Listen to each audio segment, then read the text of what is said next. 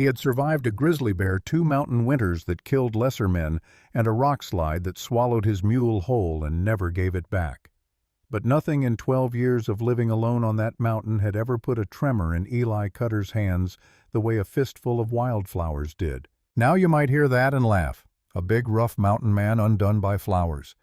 But if you knew Eli Cutter, and very few people did, you would understand exactly why that detail matters. Because Eli Cutter did not pick flowers. Not ever. Not once in the 12 years he had lived on that ridge above the Elkhorn Valley, not once in the 38 years he had been alive on this earth. He was not that kind of man. He was the kind of man who read animal tracks the way other men read newspapers. The kind of man who could tell you which direction the wind was turning 3 hours before a storm arrived. The kind of man who went 6 weeks without speaking to another living soul and felt no particular need to change that arrangement. So when he walked out into the high meadow below the tree line before the sun came up on a cold April morning and started picking flowers, something had clearly shifted in the man. He did not examine it too closely. He just picked them. Mountain asters mostly, a few stems of something yellow he did not know the name of.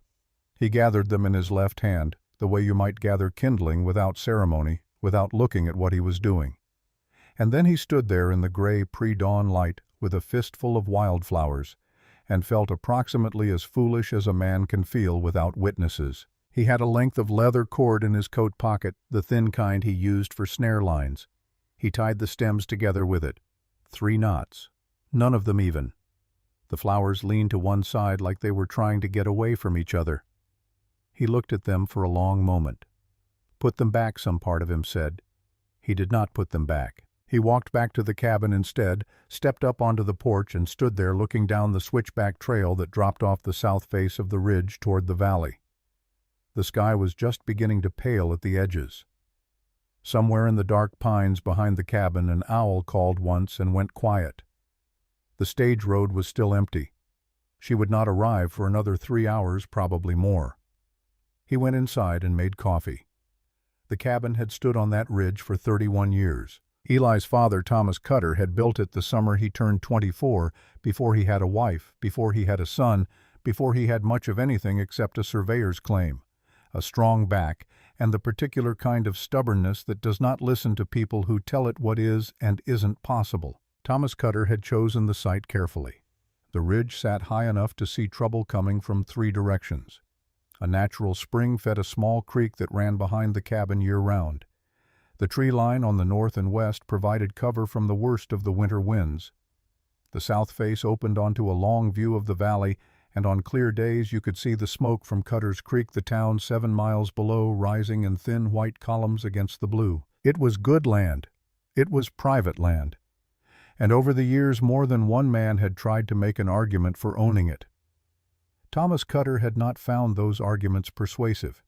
He had died in this cabin in the bed in the back room on a February night 11 years ago when Eli was 27 years old. The snow was 4 feet deep outside, and the fire was low, and Eli had been holding his father's hand for 2 hours when the old man finally opened his eyes and said something. "Don't let this house die before you do, Eli." That was all. Thomas Cutter closed his eyes and did not open them again. Eli sat there until morning. When the light came through the east window, he stood up, put more wood on the fire, and began the business of being the only person left in the family. He had managed that business competently for 11 years. The cabin stood. The spring kept running. The horses were fed and the firewood was stacked and the beavers got caught in his traps, and the elk came down in the fall and he shot the ones he needed. He went to Cutter's Creek twice a year for flour salt, lamp oil, and rifle cartridges. He did not stay longer than necessary. He was not miserable. He was not bitter. He was simply reduced, like a fire that has enough fuel to stay lit but not enough to throw much heat.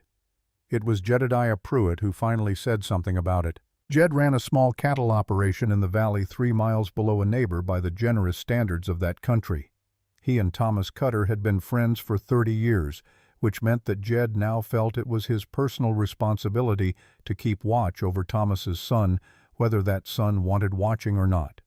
One evening the previous fall, Jed had ridden up the switchback with a bottle of decent whiskey and an opinion he had clearly been saving for some time.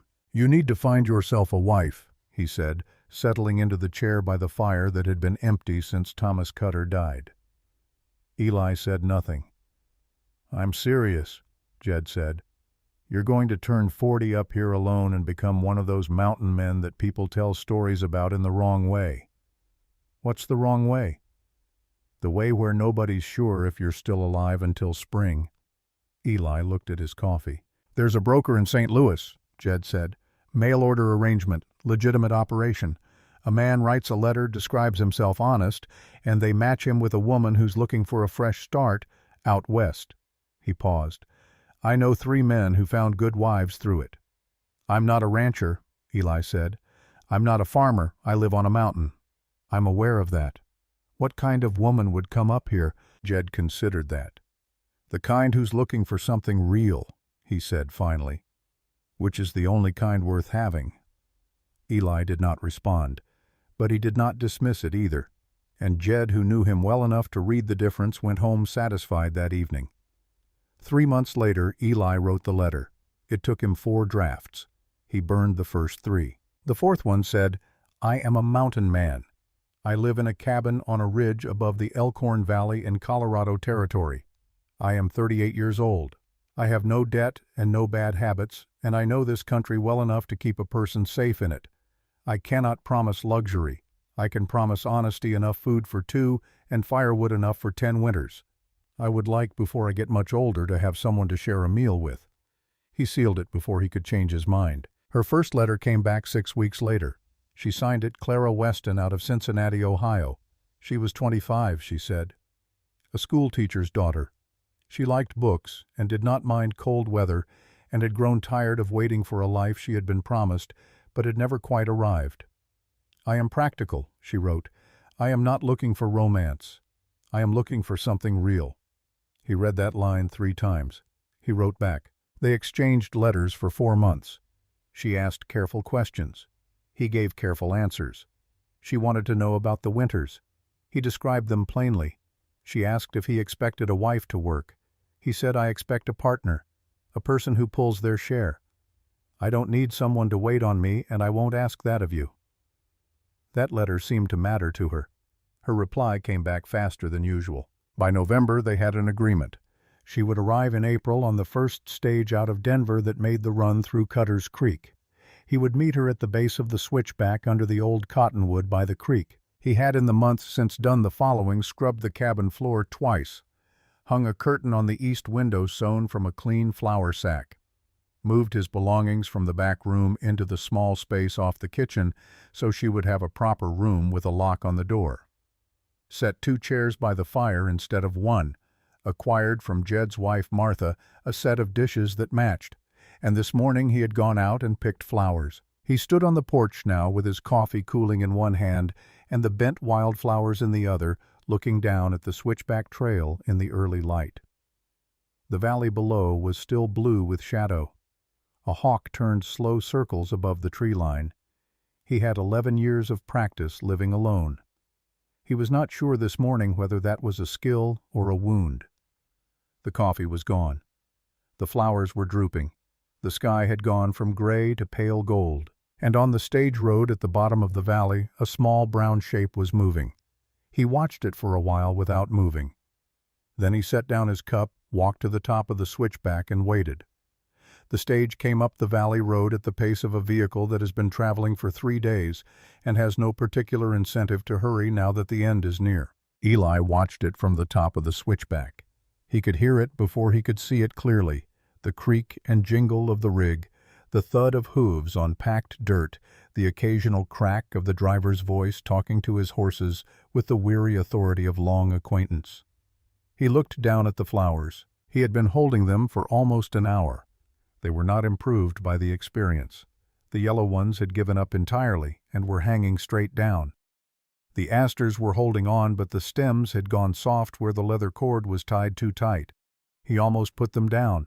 He almost left them on the fence post and went back to the cabin and pretended the whole thing had not happened. He did not do that. The stage turned off the valley road and began the climb up the switchback trail. Eli stepped back from the edge of the path to give it room. The two horses pulling the rig were heavy-shouldered workhorses, brown with dust, breathing hard from the grade. The driver, a broad-weathered man named Moses, who ran the Cutter's Creek to Denver route 3 times a month, spotted Eli and raised one hand in acknowledgement without saying anything. Moses was a man of appropriate silences which Eli had always appreciated. The stage rolled to a stop under the old cottonwood. Moses set the brake, climbed down, and opened the door. Eli was watching from perhaps 30 feet away. He had his hands at his sides. The flowers were in his left hand, pressed against his leg, where they were not immediately obvious. A boot appeared first. A woman's boot, dark leather, good quality, the sole still relatively clean despite 3 days of travel, which told you something about how carefully she had been managing herself inside that coach. Then the hem of a skirt, deep blue wool, good fabric, road dust along the bottom where it had caught the worst of the journey. Then the rest of her came out of the stage door, and Eli Cutter, who had not been surprised by much in a long time, was surprised. She was not what the letters had prepared him for. Not the letters, not his own imagination, not anything. She stood in the thin April light next to the old cottonwood and looked around at the ridge with the composed, unhurried attention of a person who has learned to assess a situation before reacting to it. Her hair was dark, pinned up under a traveling hat that had seen better days but had clearly been fine once.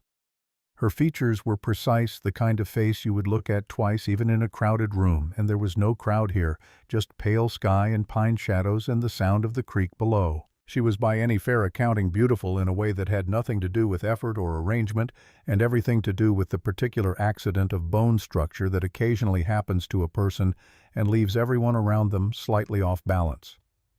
Eli looked down at the flowers, the leather cord with its 3 uneven knots, the drooping yellow ones, the asters hanging sideways. He put them behind his back. She turned and found him with her eyes across the 30 feet of open ground between them. And she looked at him the way he looked at new terrain, taking in details, measuring, not committing to a reaction until she had enough information. He made himself walk toward her. Each step felt like a decision he was making in real time. When he was close enough to speak at a normal volume, he stopped. "Miss Weston," he said. "Mr. Cutter." Her voice was clear and precise, with the careful enunciation of someone who had been taught to speak well and had kept the habit. She extended her hand. "I believe I've been expected." He shook it. Her grip was firm and direct.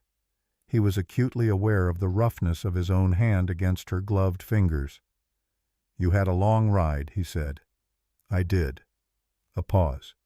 3 days from Denver. "The last grade's the worst." "Yes," she said. "I noticed."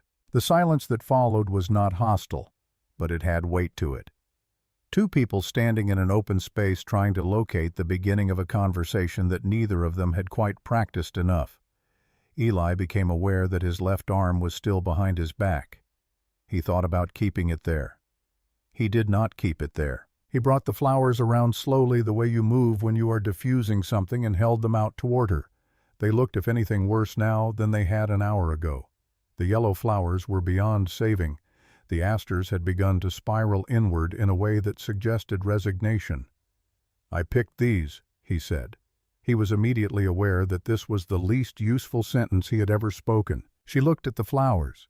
She looked at the leather cord and its 3 uneven knots. She looked at the bent stems and the angle at which the whole arrangement was listing. Then she looked up at his face. Something shifted in her expression. It was not amusement exactly. It was not pity. It was something quieter than either of those things, and it happened quickly, like a window, briefly opening and then closing again. She reached out and took the flowers from his hand. "Thank you," she said, and she meant it. He could tell the difference after 38 years between words that were true and words that were being deployed. These were true. Moses had finished unloading her trunk, a single-piece good leather, heavier than he had expected. Eli went to lift it without being asked. Moses tipped his hat to them both, climbed back up to the driver's seat, and began the process of turning the stage around on the narrow track. Eli had the trunk in both hands. He nodded toward the switchback. "Cabin's up this way, about a quarter mile." She fell into step beside him. She was not, he noticed, the kind of woman who expected the path to be cleared for her. She picked her own way up the grade, watching where she put her feet, not asking for help and not needing any. They were almost to the top of the switchback when he heard the stage begin its descent behind them. He heard the brake releasing the horses, finding their footing, the whole mechanism of it moving away. He heard her exhale. It was not a large sound, not theatrical, just a long, slow breath, out the kind a person releases when they have been holding something for longer than is comfortable and have finally been given permission to set it down. He kept walking, but he filed it away. A person does not exhale like that because they are glad they have arrived somewhere. A person exhales like that because they are glad they have escaped somewhere else. She said the cabin was exactly as he had described it. He had described it as plain, functional, and adequately weatherproofed. He had not described it as beautiful because it wasn't exactly. But it had the particular quality of a thing that has been built carefully by a man who expected to live with it for a long time. The logs fitted tight against each other, the chinking clean, the roof angled right for snow load. The porch ran the full width of the front and had a view down the valley that on clear days stretched 30 miles. She stood on that porch for a moment and looked at the view without speaking. He set her trunk inside the back room door. He had put a lamp on the small table in there and a clean quilt on the bed and a hook on the wall for her coat. There was a lock on the door, a good 1-iron that he had ridden to Cutter's Creek to buy specifically. He showed her the room. She inspected it with the brief, practical attention of someone assessing a field camp, not judging against some other standard, but simply understanding what was available. "The lock works," he said. "I can see that. The spring's out back, water's clean. I'll show you the path." "Thank you." They ate that first evening at the table by the window elk stew that he had made the day before and left simmering. She ate without comment on the food, but without leaving any of it either, which he took as a reasonable indicator. The conversation was careful, measured. She asked about the winter. He described it. She asked about the nearest town. He told her. She asked how long the trail to Cutter's Creek took in bad weather. He said, 3 hours in good conditions, 5 in ice. Impassable in heavy snow, which means November through March you plan ahead. She nodded at that like someone filing information away for later use. He noticed in the weeks that followed that she was good at that, at taking in information quietly and storing it somewhere useful without making a display of the process. The second morning she was up before him. He came out of the small room off the kitchen and found the fire dead in the hearth and her crouched in front of it trying to coax it back. She had kindling stacked the way someone had told her to stack it once, and she was doing it right mostly, but the cedar she was trying to start with was damp. He watched from the doorway for a moment. She did not ask for help. He went to the wood box, found a piece of fatwood, the pine heartwood that starts in almost any condition, and set it on the edge of the hearth without a word. She looked at it. Then she looked at him. He went to the kitchen to put water on. The fire was going by the time he came back. She did not say anything about the fatwood. He did not say anything about watching her struggle. It seemed like the right arrangement. He gave her the second day to settle. The third day he showed her where everything was, the food stores, the tools, the medical kit, the rifle in its pegs above the fireplace. He showed her without explaining why he was showing her, and she followed and watched and did not ask unnecessary questions. In the evenings they sat at the table. He was not by his own reckoning good company. He never had been. The kind of conversation that came easy to other men, the filling of silence with words that didn't mean much, had always felt to him like a small dishonesty, a way of pretending that connection was simpler than it actually was. She did not seem to require that kind of conversation. She had found on the third day a shelf of books along the north wall, 24 volumes that had been his father's mostly, and had pulled one down and begun reading in the evenings. She read the way she did most things, quietly, attentively, without making a performance of it. He did his accounts. He sharpened his tools. He watched her occasionally in the way that he watched the ridgeline, not with suspicion exactly, but with the steady attention of someone who believes that most important information comes not from what a person says, but from what they do when they think nobody is watching. What he saw was this: she was careful with the lamp oil never burning more than she needed. She was careful with the water always covering the bucket when she was done.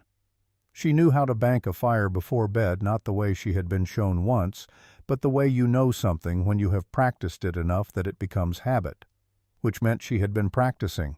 She was learning the cabin, he realized, systematically, like she intended to be here for a long time. That was not nothing. On the third evening, he put a second cup of coffee on the table in front of her without being asked. She looked at the cup, and then she looked at him, and then she sat down and wrapped both hands around it. They sat like that for a while.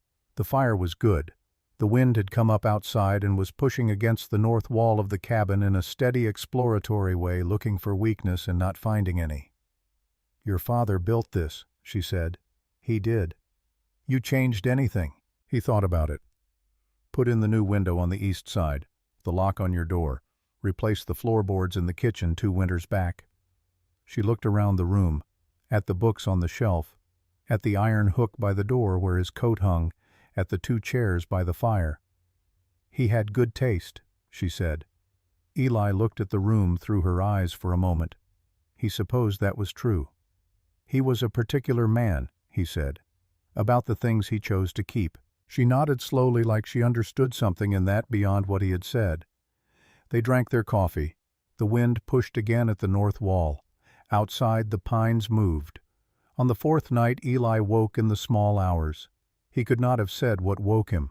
There was no sound that shouldn't have been there, no change in the rhythm of the cabin's noises that he could identify. Just a shift in some interior awareness, some animal sense that something in the house was different. He lay still for a moment, listening. Then he got up.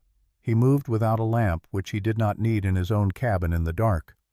Through the kitchen, past the table, to the doorway of the main room. She was standing at the east window. She had not lit a lamp. She was standing in the dark, one hand resting on the window frame, looking out at the switchback trail below the cabin. The moon was up, and it put a pale light on the slope, and the trail was empty, and the valley below was quiet. She did not know he was there. He watched her for a few seconds, not long enough to be intrusive, but long enough to see what she was doing.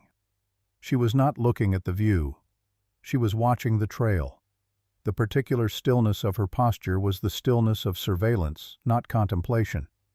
She was looking for something, or looking for whether something was coming. He went back to his room. He lay down on his bedroll. He stared at the ceiling for a long time. A woman who writes letters from Cincinnati and signs them with a plain name and describes herself as practical and tired and ready for a fresh start, that woman does not stand at a window in the dark watching the trail for riders. There were 2 possibilities as he understood them. The first was that she was naturally cautious, that the letters had been honest and she was simply a careful person who had developed the habit of watching approaches at night the way you might develop the habit of counting exits in a new room. The second possibility was that she was watching for something specific, something she expected to come. He turned that over in his mind for a while. He was not a man who jumped to conclusions. He had learned in this country that the cost of a wrong conclusion was generally higher than the cost of patience. So he filed what he had seen in the same place he had filed the exhale on the trail, the place where he kept things that were not yet explained but were not yet forgotten. He would watch, he would wait. And whatever was coming up that trail, and he was beginning to believe that something was, he would deal with it when it arrived. That was the kind of man he was. He closed his eyes. The wind had died down by then. The cabin was quiet and warm and held in the particular darkness of a mountain night. And somewhere in the back room behind the iron lock, the woman who called herself Clara Weston was still standing at the window, still watching the trail. The days built up like wood stacked for winter, each one laid across the last, the pile growing without drama, but growing. She learned the spring path without being shown twice. She learned to read the weather by the color of the evening sky over the western ridge, something he had never taught her, something she seemed to work out on her own. She learned which firewood burned hot and which burned long and which was good for nothing but smoking up the room. She was not what he had expected. He had expected someone practical and willing, and she was those things. But he had not expected the quality of her attention, the way she listened when he talked about the land. Not politely, the way people listen when they are waiting for you to finish, but with genuine focus, filing the information away and returning to it later with specific questions that told him she had been thinking about it in the meantime. He had not expected her to be funny, not in an obvious way. but occasionally in the evenings she would say something with a completely straight face that caught him off guard, and he would find himself somewhere in the territory between a smile and a laugh before he quite knew what had happened. He was not certain she always intended it. That made it more interesting. He had not expected her to understand silence. There were people who required the filling of every quiet moment, who treated stillness as a kind of failure. She was not one of those people. She could sit across a table from him for an hour with a book in her hands and not say a word, and the quiet between them was not empty. It was the quiet of two people occupying the same space with mutual comfort. He was not accustomed to that. He had not known exactly that he missed it until he stopped missing it. On the 6th day she put her hat on and asked if she could walk to the tree line and back. He told her to take the second trail, not the first, and to keep the cabin in sight. She was back in 40 minutes with mud on her boots and a look on her face that he could not quite name, something between relief and wonder, as if the open space of the mountain had given her back something she had been missing. "It's big," she said. Not a complaint, not exactly an observation either, something closer to a reckoning. "It is," he said. "I didn't understand from your letters how big. Some things don't carry in letters." She looked at him for a moment. Then she took off her boots and sat down by the fire to clean them. He watched her work, and he thought about the window at night, and he thought about the exhale on the trail, and he thought about the way her eyes sometimes moved to the south-facing window during the day, quickly, the way a person checks a door in a room they're not sure is locked. He thought about asking her directly. He was building toward it the way you build toward something that requires your best footing before you can attempt it. But he was not quite there yet. Not quite. On the 7th day he woke before dawn and went out to check his traps on the east slope. He found no animals in them. He found something else. On the upper switchback, where the trail narrowed between two outcrops of stone, there were hoof prints in the soft earth at the trail's edge. Not his horses, he knew every mark his horses made. These were smaller hooved, the prints sharper, the stride pattern of a horse being ridden slowly and deliberately. They came up from this valley to the point where the trail bent around the first outcrop, where a person on horseback could see the cabin below without being seen themselves, and then they turned around and went back down. Someone had ridden up here and looked at the cabin, then turned around without coming any further. He crouched over the prints for a long time. He touched the edge of one with his finger. The soil had dried somewhat, but not entirely. These were from yesterday. Late afternoon, he would have said, when the light was getting low and the shadows were long on the trail. Someone had come up to look, and been satisfied with looking. For now. He stood up and studied the valley below. The morning was clear, and the valley was green, and the stage road was empty, and the smoke from Cutter's Creek hung quiet above the town. He thought about the woman in the cabin. He thought about her standing at the east window at 2 in the morning watching this trail. He went back inside. She was up already at the hearth managing the fire with the competence she had built over 7 days. She heard him come in and looked up. He did not say anything about the tracks, not yet, but something had changed in the way he understood the shape of the coming days. Whatever had brought Clara Weston to his door, whatever it was she was watching the trail for at 2 in the morning, it was not nothing, and it was not staying down in the valley.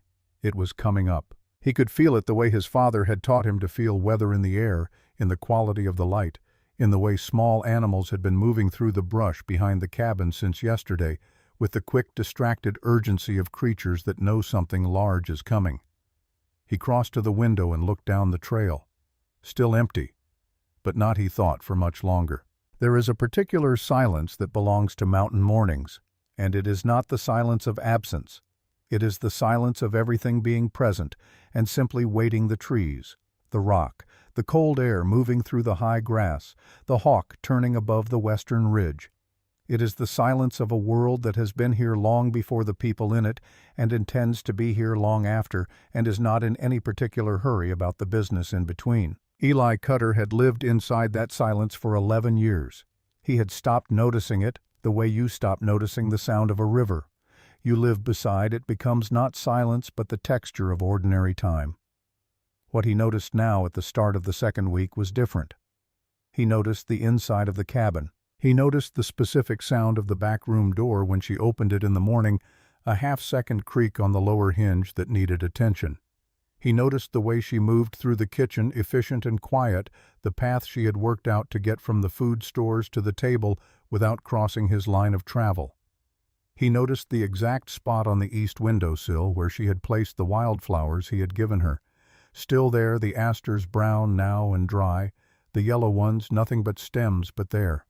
Still there. He had not expected that. On the 9th morning she came out of the back room and found him at the table with the strongbox open in front of him. The strongbox was iron old paint worn to nothing. It had lived under the floorboard beneath the kitchen table for 30 years. Eli brought it out twice a year to update the land documents and make sure everything was in order. He was not entirely sure why he had brought it out that morning. Some restlessness, some sense that the tracks on the upper trail had made him want to account for things. She looked at the box, then at him. "Do you need help with something?" "You read legal documents," he said. It was not a question. She had mentioned her father's work once briefly, and he had filed it. "My father was a notary," she said. "I spent 4 years reading his correspondence before he decided I was better use in the schoolroom." "Look at these," he said. He spread 3 documents on the table. "Tell me what they say." She sat down. She pulled the documents toward her and read them with the careful attention of someone who has done this before. The main document was Thomas Cutter's original land grant, 47 acres on the south ridge of the Elkhorn, registered with the Territorial Office in 1861. The second was a water rights filing handwritten dated 1863, signed by Thomas Cutter and stamped by an officer of the Federal Land Office in Denver. The third document was a letter, written in a strong, angular hand on good paper addressed to Thomas Cutter. She read it, and her expression did not change, but she became very still. "This letter," she said. "When did it come?" 1868, year before he died." She read it again. "This man is telling your father that he has a legal claim to the water rights on the west slope. He's saying your father's 1863 filing was irregular and can be challenged." "That's what he said." "Was it irregular?"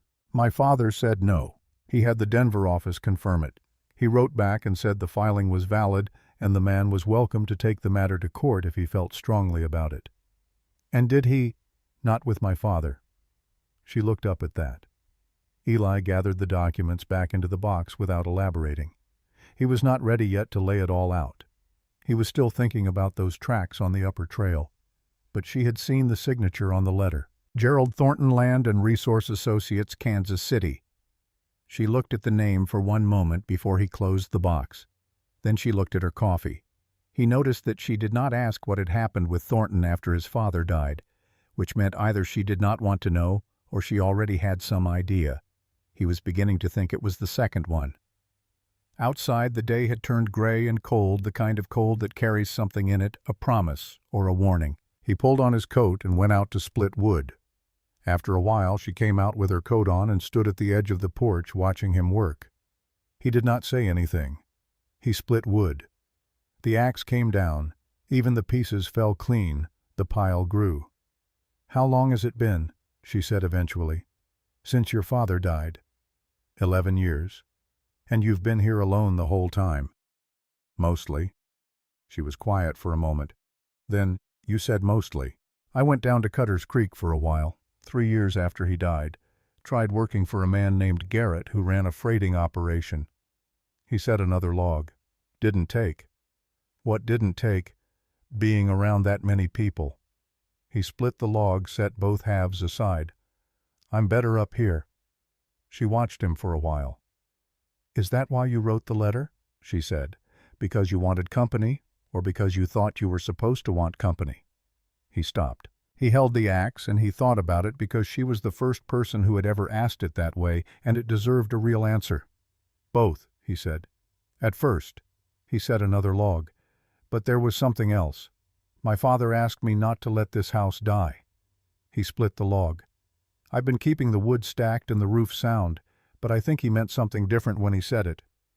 She did not say anything. The axe came down. "I think he meant the kind of dying that happens while everything else is still standing," Eli said. The words came out quieter than he intended, and he was not the kind of man who spoke quiet words easily, and he did not look at her when he said it. She did not respond for a while. When she did, her voice was careful. "I think I understand that," she said. He nodded once. He kept splitting. And she stood there on the porch in the cold with her coat buttoned to the collar and her eyes on the middle distance with something in her face that was not quite sadness and not quite recognition, but something between the two. That afternoon, while he was mending a section of fence on the south slope, she went through the strong box. He had left it on the table, which was not quite an accident. He could see her through the window from where he worked, a rectangle of warm light in the gray afternoon, her dark head bent over the papers. He worked the fence and let her read. An hour later she came out and stood at the edge of the yard. "Can I ask you something?" she said. "Yes." "The water rights document, the 1863 filing. Does anyone in Cutter's Creek know about it?" "Jed Pruitt knows. He witnessed the filing." "Anyone else?" he thought. "My father kept his business private." She nodded. Then, "The filing is valid. I'm not a lawyer, but I know what a properly stamped federal document looks like. Thornton's letter is making an argument from old local records, but the federal filing supersedes local records." She paused. "If that document exists in the Denver office, Thornton can't touch these water rights." Eli looked at her. She was not finished.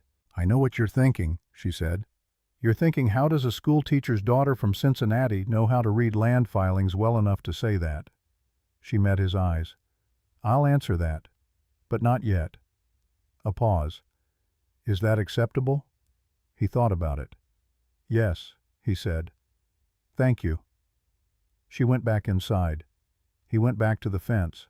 And that evening, when Jed Pruitt came up the switchback on his roan mare with a wheel of cheese from his wife Martha and the look of a man with things on his mind, Eli was not entirely surprised.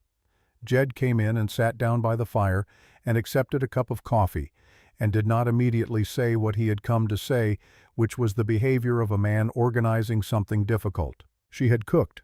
There was enough for 3. They ate, and Jed was polite and not awkward, which told Eli that Jed had made his assessment of the situation and arrived at a favorable conclusion. After the dishes were cleared, Jed set his cup down and looked at the table. "There was a man in Cutter's Creek yesterday," he said.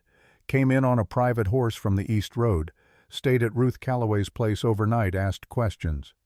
Eli waited, asking about the stage routes up to the High Valley, asking about who lived on the Elkhorn Ridge. Jed did not look at either of them directly. "Tipped Ruth well and left this morning early." "What did he look like?" Eli said. "Tall, silver hair, good coat." Jed picked up his cup. "Reminded me of somebody. It'll come to me." There was a brief silence. Then she said very quietly, "Was his name Thornton?" Jed set his cup down. He looked at her. "Could have been," he said. "Ruth didn't get a name." She put her hands flat on the table. A contained gesture, the gesture of someone who has been expecting bad news and is now deciding what to do with it. Eli looked at her. She was looking at the table. "Clara," he said. She looked up. "Is there something you need to tell me?" She held his gaze for a long moment. "Yes," she said. "There is." She looked at Jed. "Should I—" Jed started. "Stay," she said. "What I'm going to say, I think you should both hear it." Jed settled back in his chair. She folded her hands on the table, and then she said, "My name is not Clara Weston." She said it plainly, without drama, the way you say a thing you have been carrying for a long time and have finally decided to set down. "My name is Caroline Hadley. My father is Harlan Hadley of the Indiana Territory. He is, among other things, a land broker of considerable influence and considerably fewer scruples." She paused. 3 months before I wrote to the brokerage in St. Louis, my father arranged my marriage to a man named Charles Hartford. Hartford is the son of my father's largest business partner. He is 44 years old. I am 26. The arrangement was not one I was consulted about. The fire moved in the hearth. "I refused," she said. "My father told me that women in our position do not refuse." I refused again. He wrote a letter disowning me, removing me from any legal claim to family property or estate. I believe he intended it as a threat. She looked at her hands. It was the most useful thing he ever did for me because I kept it." Eli said nothing. Jed said nothing. "I had been saving money for 2 years," she continued. "I had been preparing. I understood that when I left there would be pursuit. My father does not tolerate defeat, so I planned for it." She looked up. "I used a false name because I needed time. I needed to be somewhere remote and difficult to reach before anyone found which direction I had gone. I chose this arrangement." She met Eli's eyes. "Because you described a place that was 7 miles from the nearest town and inaccessible half the year. Not because I wanted to deceive you, because I needed to disappear." The silence after that had a quality to it. Eli was looking at the table. His expression had not changed in the way that a man's expression doesn't change when he is processing something that requires the full use of his faculties. "The man in Cutter's Creek," she said. "If it is who I think it is, Gerald Thornton works for my father. He has been managing difficult situations for the Hadley family for 20 years. He is persistent, and he is smart, and he will come up this trail." She paused. "I am telling you this now because I did not want you to be standing in front of him tomorrow morning without knowing what you were standing in front of." Eli looked up. She held his gaze without flinching. "I know what I have done," she said. "I came here under false pretenses, and I put you in a position that you did not agree to. If you want me to go—" She stopped. Started again. "If you want me to leave, I will understand that. I have a plan for that contingency." Jed cleared his throat quietly. Eli was quiet for a long time. The fire settled. Outside, the wind moved through the pines with that low, continuous sound like breathing. "Where would you go?" Eli said. "West," she said. "I have enough money for passage to Oregon. I have a contact in Portland through my mother's family. And if Thornton is already between here and the stage road—" She did not answer that. He nodded slowly as if she had. "Your father's letter," he said. "The disownment. You have it with you. In my trunk. Keep it close." He stood up. He crossed to the window and looked out at the dark slope below the cabin. "Thornton's coming up that trail whether we send you away or not. Once he knows you've been here, the question of where you've gone doesn't protect me." He turned back. "So keeping you here isn't more dangerous than sending you away. It's the same danger with the difference that you're in it too." She was watching him. "I'm not sending you anywhere," he said. Jed very quietly exhaled. "What I need," Eli continued, "is everything you know about Thornton, how he operates, how many men he typically brings, what he'll claim, and what he'll threaten." He looked at her steadily. "Everything." "All right," she said. "Tonight." "All right." Jed reached into his coat and pulled out a small flask. He set it in the middle of the table. "I'll stay," he said. Nobody argued with that. She talked for 2 hours. About her father, who was the kind of man who believed that authority and love were the same thing, and had never understood why the people around him found this position so exhausting.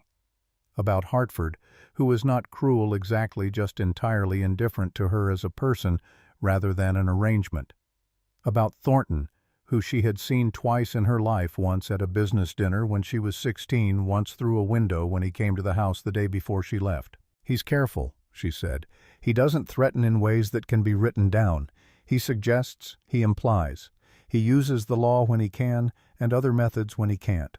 She paused. "He'll come with the minimum number of men necessary. He doesn't like waste. He'll want this handled quietly." "He'll have legal papers," Eli said. "Almost certainly." "Claiming what?" She was quiet for a moment. "My father will have filed theft charges," she said.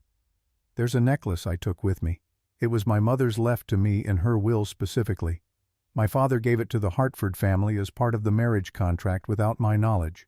Her voice stayed even. "When I left, I took it back. And Thornton will call it theft." "Yes." "Is there documentation that it was your mother's, that it was left to you?" "In the will, which is on file in the probate office in Indianapolis." Eli nodded. He said, "Write down everything, every document that exists and where it is. We'll need that information organized." He looked at Jed. Jed, who had spent 20 years as a county justice of the peace before quietly stepping away from the role after a case that still bothered him, reached into his shirt pocket and produced a stub of pencil. "I'll take it down," he said. She looked at him. Something shifted in her face, a recognition. "You were a justice of the peace," she said. Jed smiled without much humor. "Retired, but the law doesn't really let you retire from knowing it." He clicked the pencil against the table. "Start from the beginning." She started from the beginning. Eli listened, and outside the night settled deep and cold around the cabin, and on the upper switchback in the morning softened mud that Eli had examined that afternoon, the hoof prints from the day before faced upward patient, pointing toward the ridge. She was still writing when Eli went to bed. He lay on his bedroll and looked at the ceiling and thought about what she had told him. Not the circumstances of it, those he had mostly absorbed and filed.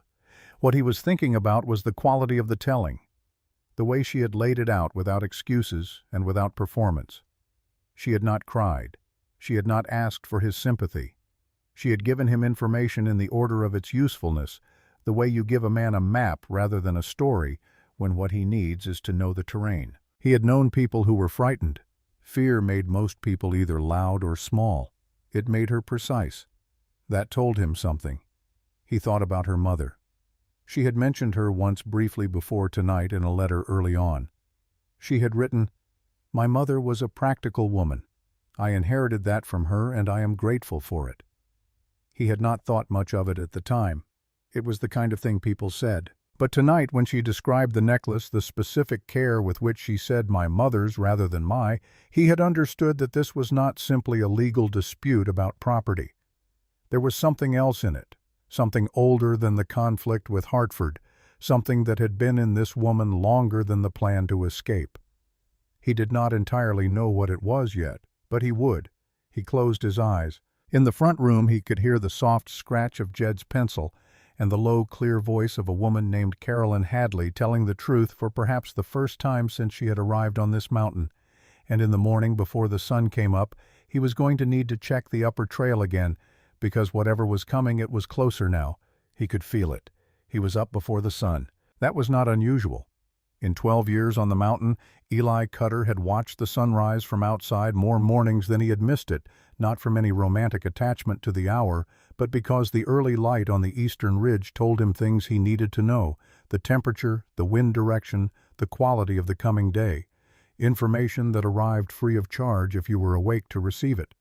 This morning the light said cold and still and clear, the kind of clear that carries sound well. He went up the upper switchback before breakfast, before the cabin stirred, with nothing but his coat and his eyes. He moved quietly on the trail, which was habit, and he checked the hoof prints from the day before, and he found what he had half expected to find. New ones. Not on the upper trail this time, further down near the second bend where the switchback made its long curve around the outcrop of gray stone. 3 horses this time. They had come up further than before, to the point where if the light had been right a man on horseback could have seen the smoke from the cabin's chimney. Then they had stopped. Then they had gone back down. He crouched over the prints for a long time. The soil here was sheltered from the wind and still held detail. These were made yesterday evening, he judged, in the last hour of light. The horses were well shod, good consistent ironwork, not frontier blacksmithing. Town horses. Or horses that had come a long way from somewhere with proper stables. He stood up and looked down the valley. Cutter's Creek was invisible from here, tucked behind the long shoulder of the ridge, but he knew it was there 7 miles down, and he knew that somewhere in it 3 men with good horses were having breakfast and discussing the morning's plans. He went back to the cabin. She was up. He did not know when she had slept or if she had. She was at the hearth when he came in, and the fire was already good, and there was coffee on the iron hook above it. She heard the door and looked up without alarm. She had adapted in 9 days to the particular way he moved, and she knew his footstep from his voice before either of them arrived. Jed was asleep in the chair by the fire, his chin on his chest, his big hands folded in his lap. He was too old for sleeping in chairs, but he would not acknowledge that until his back told him to in the morning. Eli poured coffee. She watched him. "How many?" she said, quietly, not to wake Jed. 3 horses. They came up further than yesterday. They've been scouting the trail. She nodded. not surprised.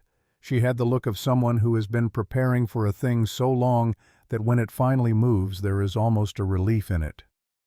"Today," she said. "Tomorrow at the earliest. They'll want daylight and they'll want to know the full route first." He drank his coffee. "They won't know the upper trail past the second bend.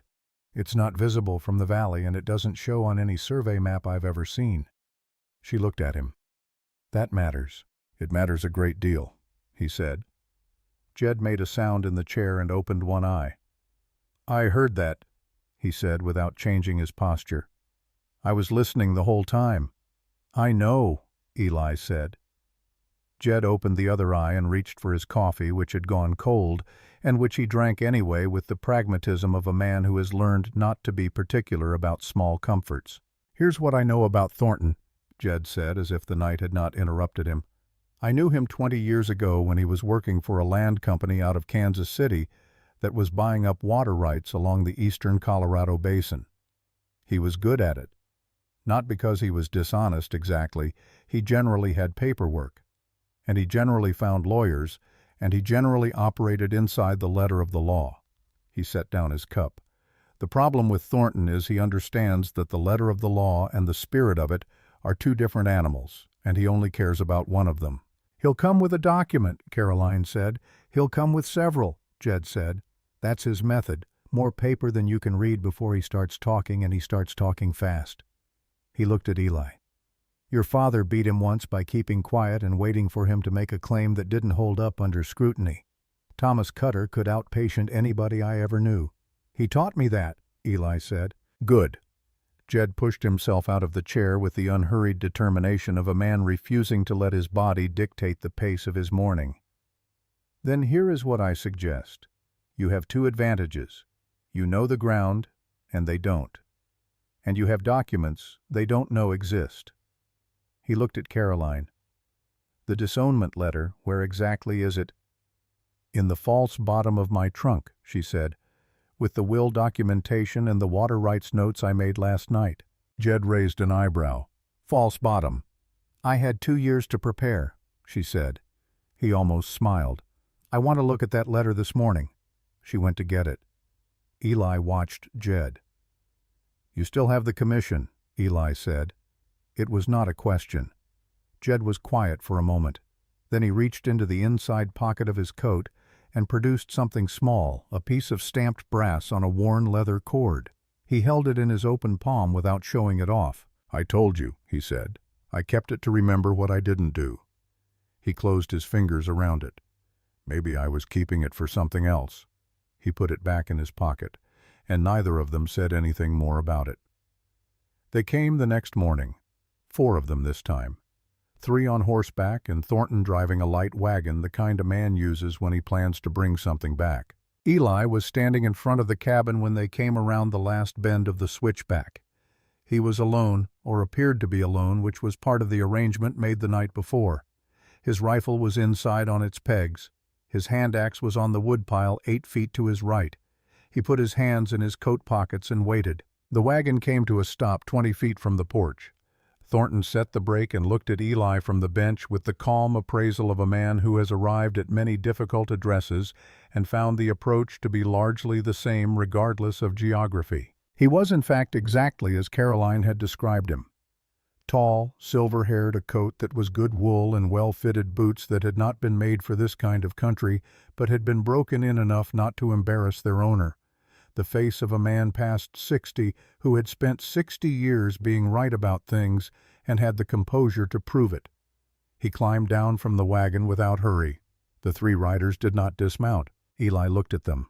2 were hired muscle. He could read that in the way they held their bodies, the ease with which they wore their weapons, the specific kind of boredom that comes from doing a job you have done many times.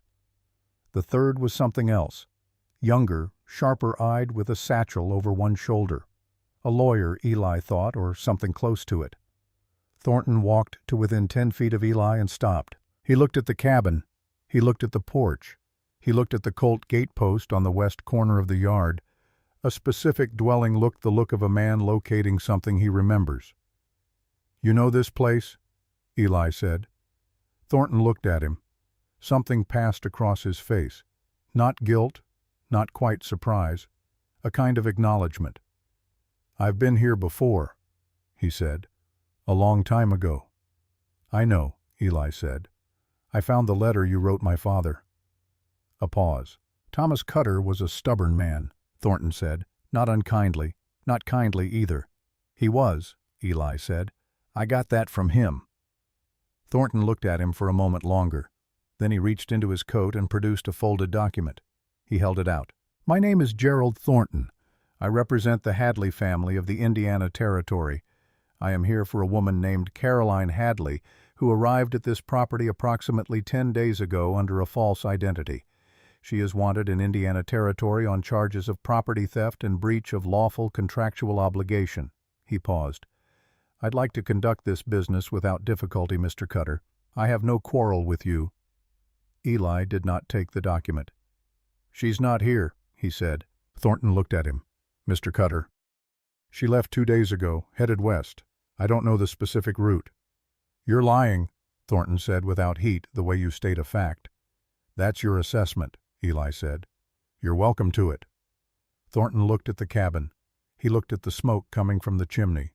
He looked at the 2 sets of boot prints in the muddy yard, one large, one smaller. "I'd like to search the property," he said. "No," Eli said. The word came out flat and final and did not leave room for negotiation. One of the mounted men shifted in his saddle. The lawyer's hand moved to his satchel. Thornton was quiet for a moment. "Mr. Cutter," he said, his voice dropping slightly the way a man's voice drops when he stops performing and starts meaning it.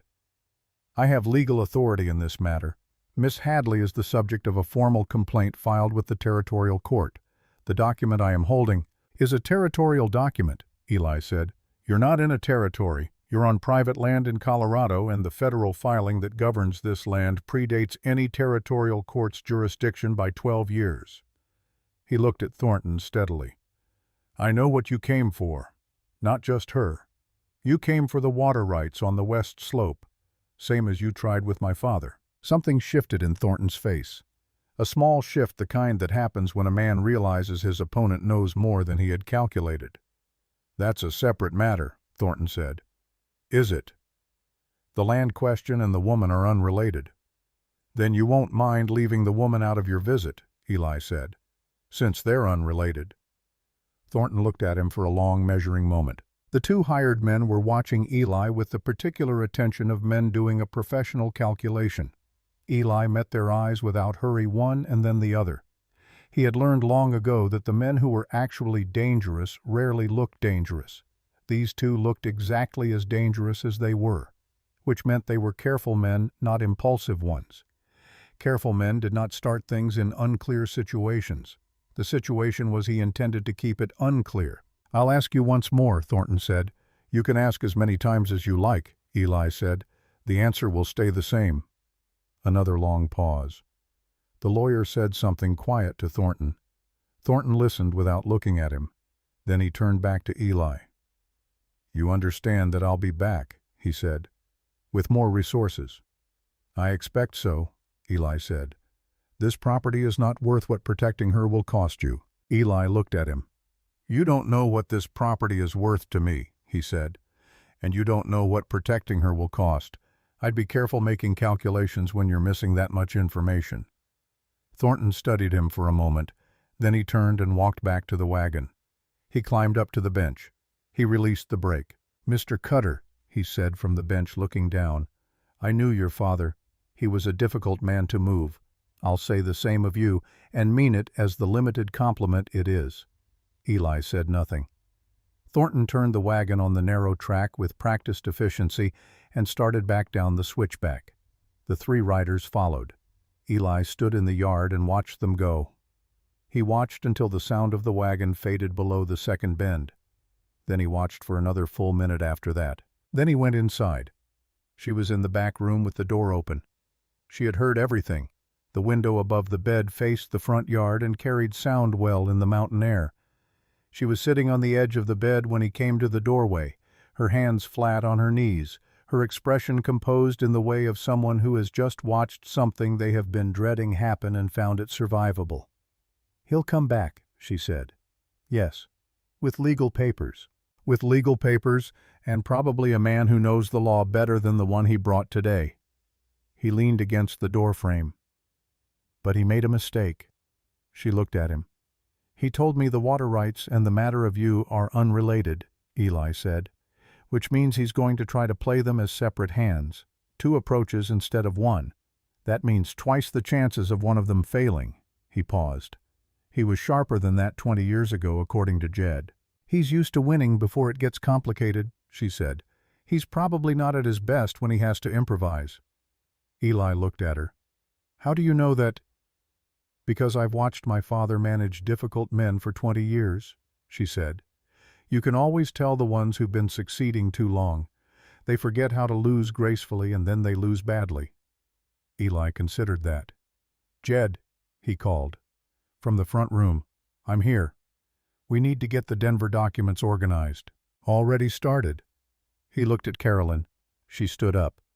She smoothed her skirt with both hands, a small automatic gesture that belonged to a different world than this one, and she seemed to know it because she stopped and looked at her hands and then set them at her sides deliberately. Tell me what to do, she said. Jed spread everything on the table. The original land grant, the 1863 water rights filing, the Thornton letter to Thomas Cutter, Caroline's documents from the false bottom of her trunk, the disownment letter, the will notation, 2 years of carefully organized correspondence that told the story of a woman who had been planning her exit with the patience and thoroughness of a general planning a campaign. Jed looked at the disownment letter for a long time. Your father signed this himself, he said. In front of his lawyer, she said. In November. I watched from the hallway. He didn't know you saw. No? And you kept a copy. I had the lawyer's clerk make 3 copies. I paid him from my household account. I told him it was for record keeping. She paused. He didn't ask questions. He was a practical young man. Jed set the letter down. He rubbed the side of his nose. This letter establishes that as of last November you had no legal claim to Hadley family property and no legal obligation under Hadley family contracts, including the marriage contract. Yes. So the theft charge is built on the assumption that the necklace was family property, but if you were legally disowned before you took it, then I was not a family member taking family property. I was a private individual retrieving an item designated to me by my mother's will. She said it clearly and without satisfaction. She had thought it through many times. The problem is proving the will supersedes my father's later decision to include the necklace in Hartford's contract. The will is on file in Indianapolis. Yes, but we're not in Indianapolis. Jed looked at Eli. Denver. Eli had been listening from the window, watching the empty switchback below. He turned. The federal land office in Denver has the water rights filing, Jed said. If we ride down there and get it certified, it ends Thornton's claim on the land. He looked at the pile of documents. And the probate office in Denver may have reciprocal records from Indiana. They often do for property registered to Colorado residents or travelers. My mother had a property interest in Colorado, Caroline said. A small one, left to her by an uncle. I didn't know if it was relevant. Jed looked up. A Colorado property interest, he said. That means her will would have been filed in Denver as well as Indianapolis. He sat back. Miss Hadley, the will that leaves you the necklace, if it was filed in Denver, is accessible without going to Indiana at all. She was very still. I didn't know that, she said quietly. That's all right, Jed said. I spent 20 years knowing things like that so other people didn't have to. He picked up his pencil. Now, tell me your mother's full name and the name of the Colorado property. She told him. He wrote it down. Eli turned back to the window. Below the switchback was empty, the afternoon light long and gold on the trail dust. The valley was quiet. In the pines above the cabin, a pair of Clark's nutcrackers were working through the cones with the focused industry of creatures that understand winter is a real thing and preparation is the only honest response to it. He listened to Jed and Caroline at the table behind him, the scratch of the pencil, the measured exchange of information, the occasional pause while Jed organized a thought. He was thinking about Thornton. about the way Thornton had looked at the west corner gate post when he first came into the yard. Not at the cabin, not at Eli at the post. Like a man checking a landmark. Like a man who had stood in this yard before and was orienting himself to what he remembered. He was thinking about what Jed had said the previous night. Thornton doesn't waste resources. He doesn't bring more than he needs. He had brought 4 men today. He had tested the situation, measured the resistance, and retreated without committing. That was the behavior of a man conserving his forces for a larger move. The larger move was coming. And Eli had perhaps 5 days before it arrived the time it would take for Thornton to ride back to his contacts, assemble what he needed, and return. 5 days was enough. It was enough to ride to Denver. 12 days, as Jed had said, there and back, which meant leaving before Thornton returned, which meant leaving soon. He turned from the window. "Jed," he said, "how long would it take you to put together what you need from the county records here? The existing filings, the land map, whatever supports the 1863 document?" Jed thought. 2 days.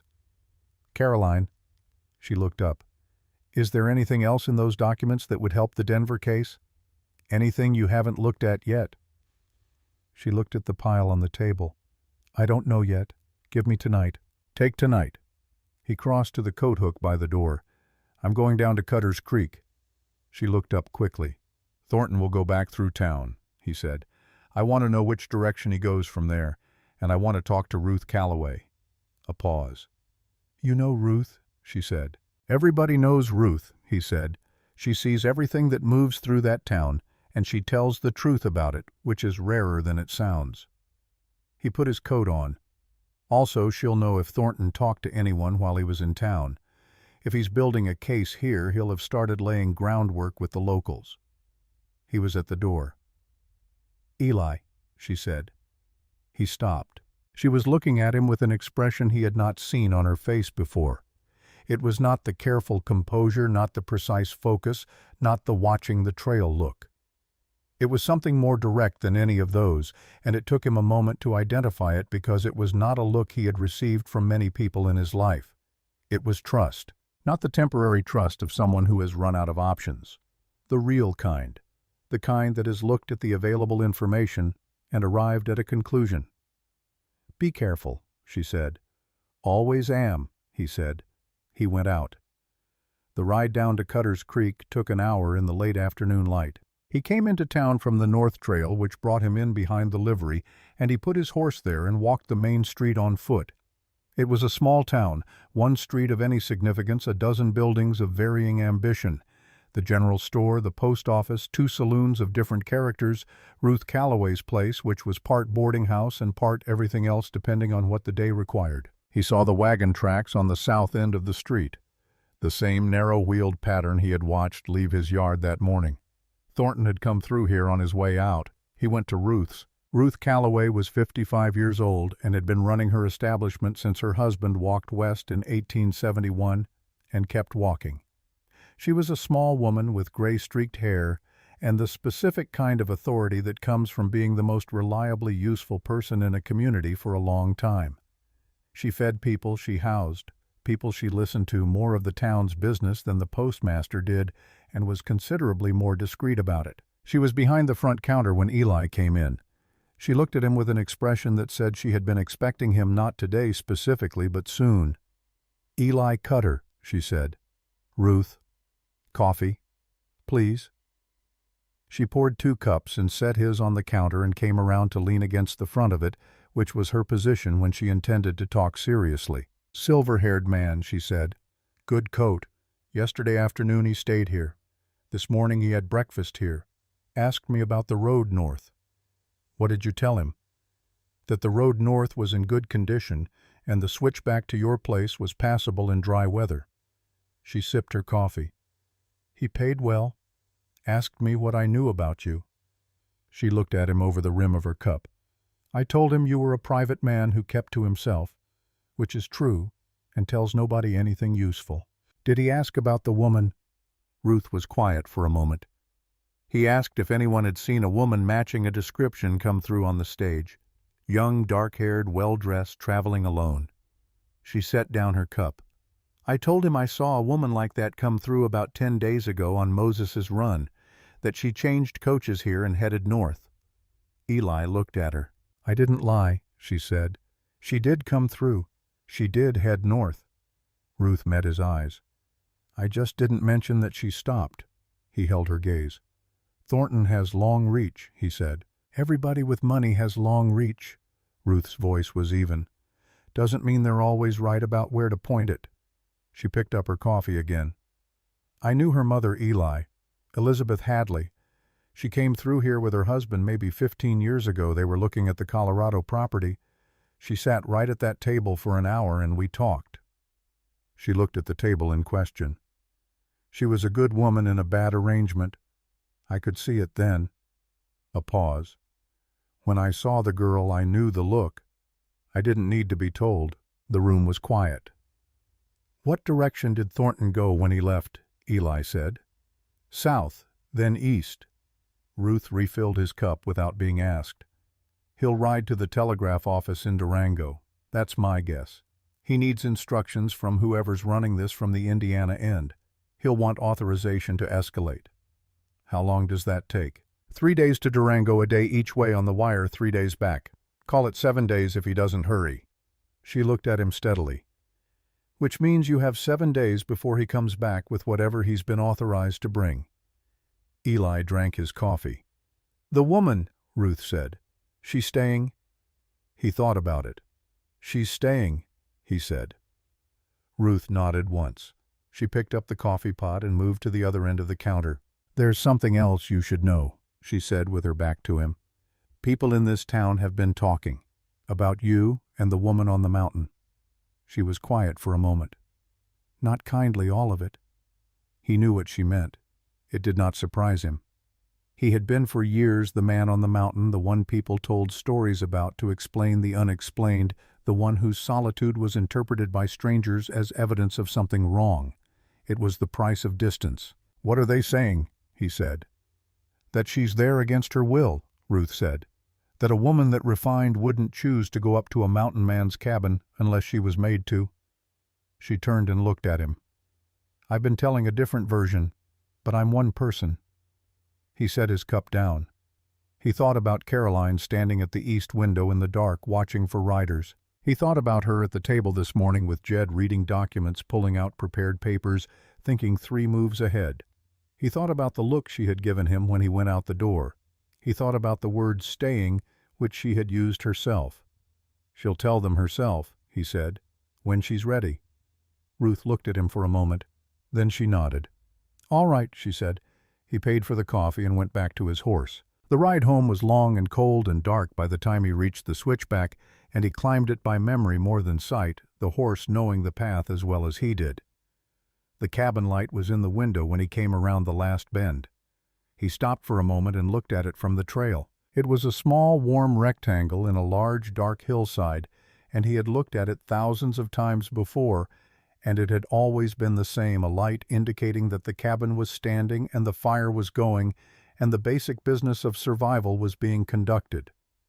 It looked different tonight. He could not have explained precisely how. He went on up. She met him at the door before he knocked. She had heard the horse.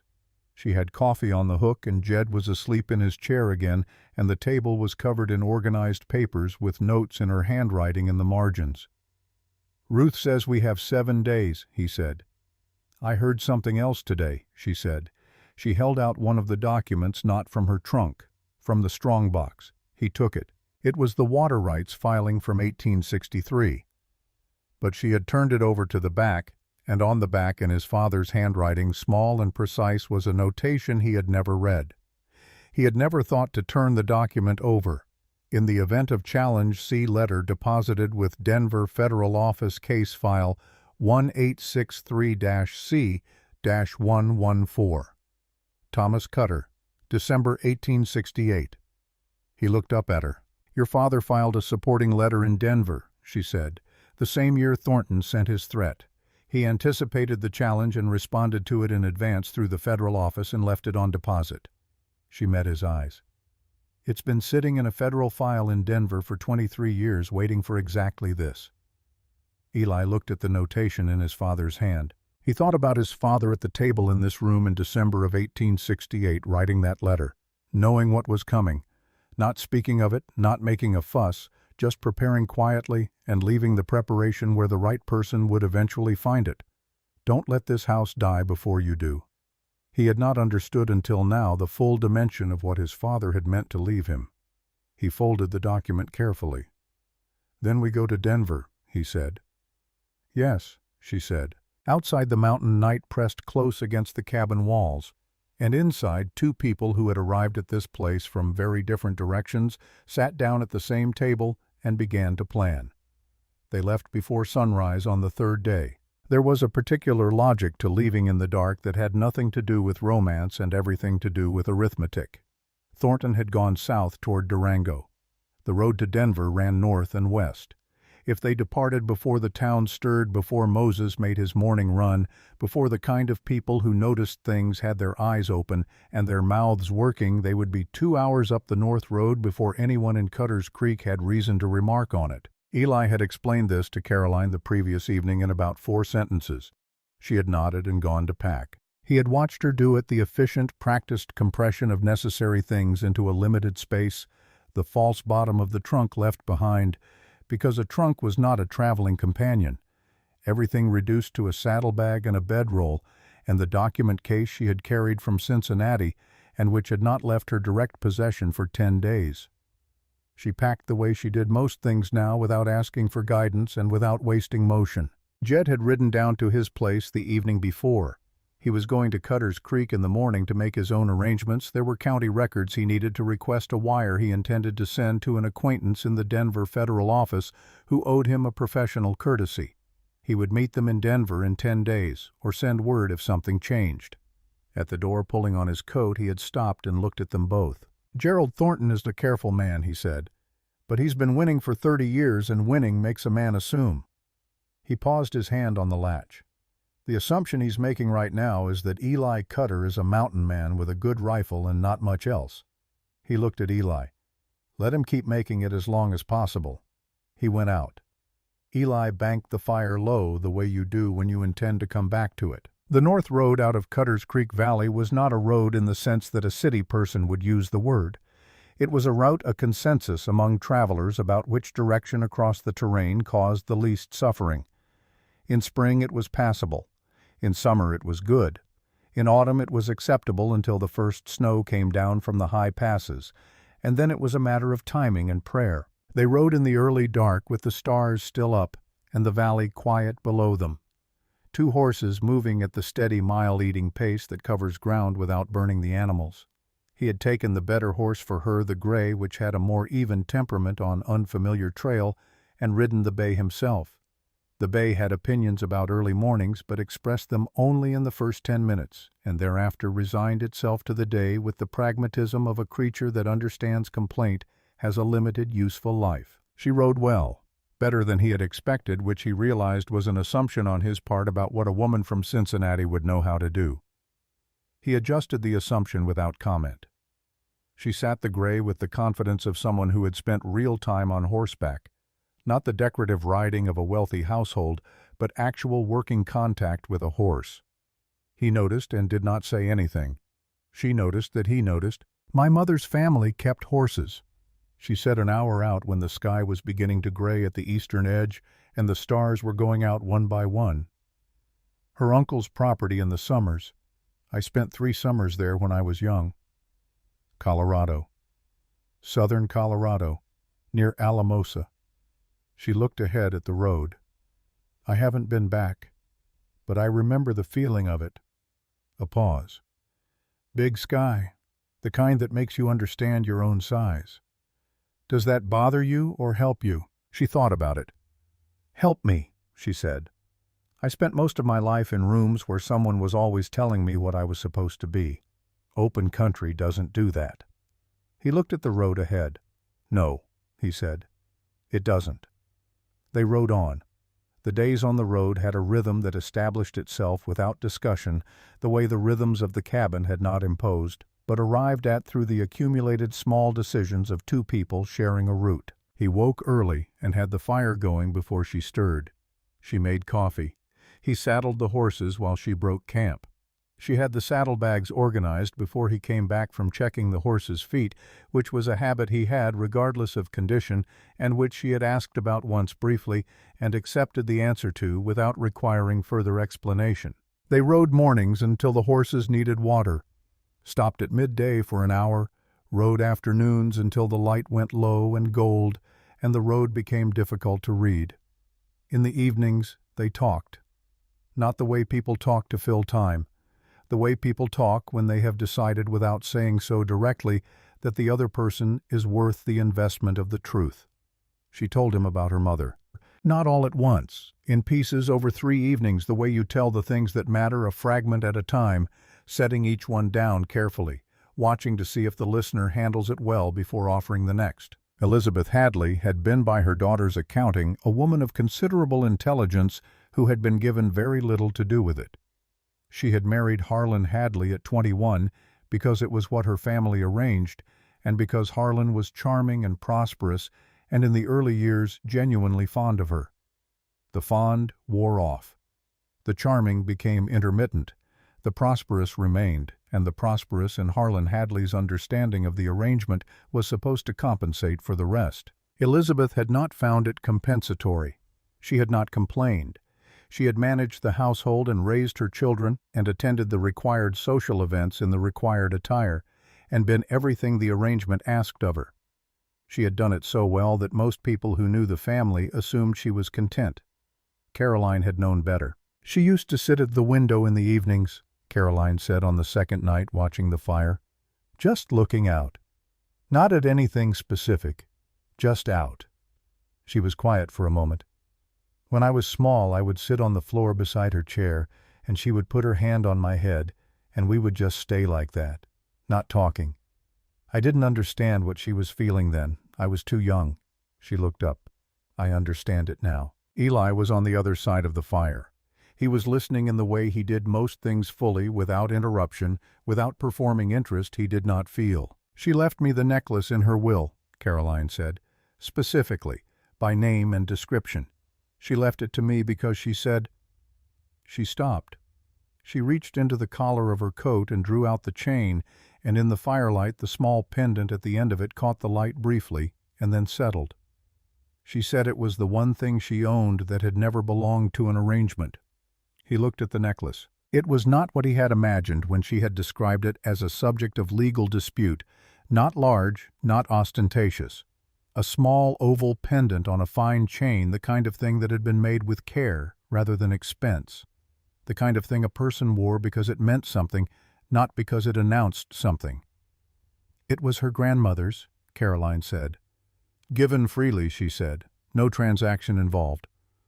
That was important to her. Everything freely given was important to her. She tucked the necklace back inside her coat, because very little in her life was. He was quiet for a while. Your father knew the terms of the will, he said. Yes. And gave the necklace to Hartford anyway. He signed a contract that included it as part of the settlement.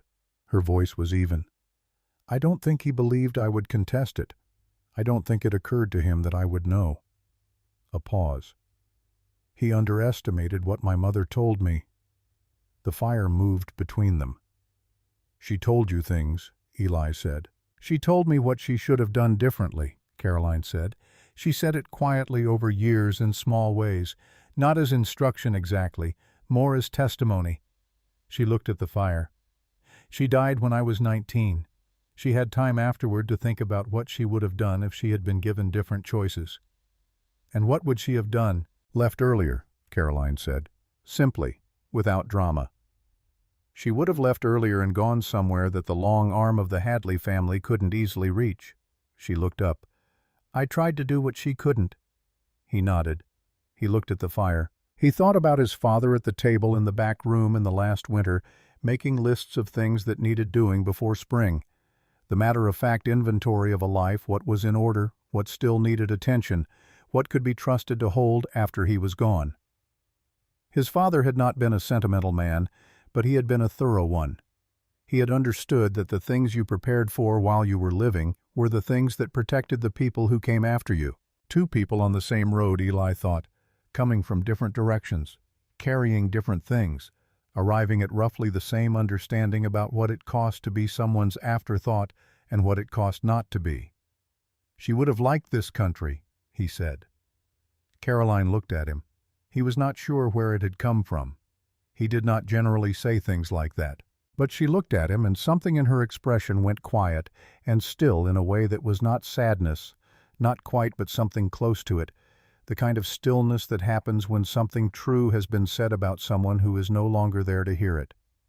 Yes, she said, she would have. On the seventh day they came down out of the high country and onto the plains road, and Denver appeared on the horizon in the early afternoon, a brown smear of smoke and roof lines against the flat blue sky growing as they rode toward it until it resolved into streets and buildings and the particular noise and smell of a city that is still deciding how large it intends to be. Caroline had been quiet most of the morning. He did not intrude on the quiet. He had learned over 7 days of riding that her silences had different qualities, the comfortable kind, which was most common, and the working kind, which meant she was turning something over and needed the space to do it. This was the working kind. She spoke as they reached the edge of the city. "In Denver," she said, "after we've done what we need to do, I want you to understand something." He looked at her. "I came to your mountain because I needed a place they couldn't easily reach," she said. "That was true, and I won't pretend it wasn't. But—" She stopped, started again.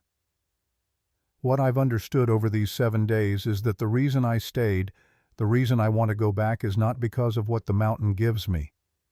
She was looking at the road ahead. "It's because of what's on it." He rode beside her and did not say anything.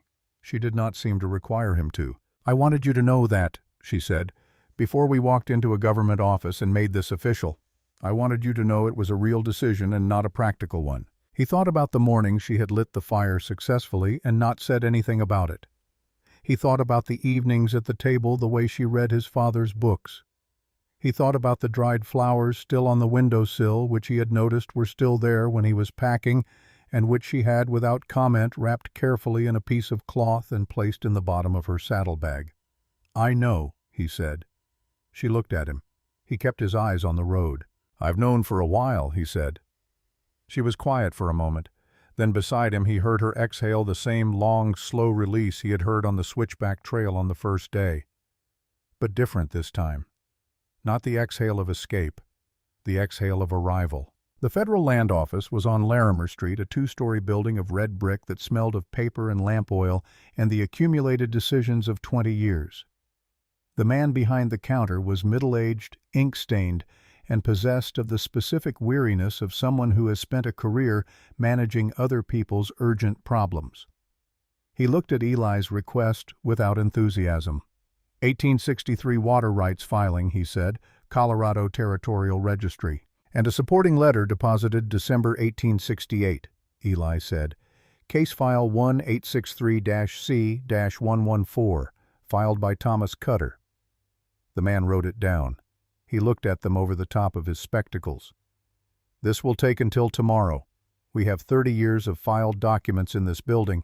They are organized but slowly." "We'll be here," Eli said.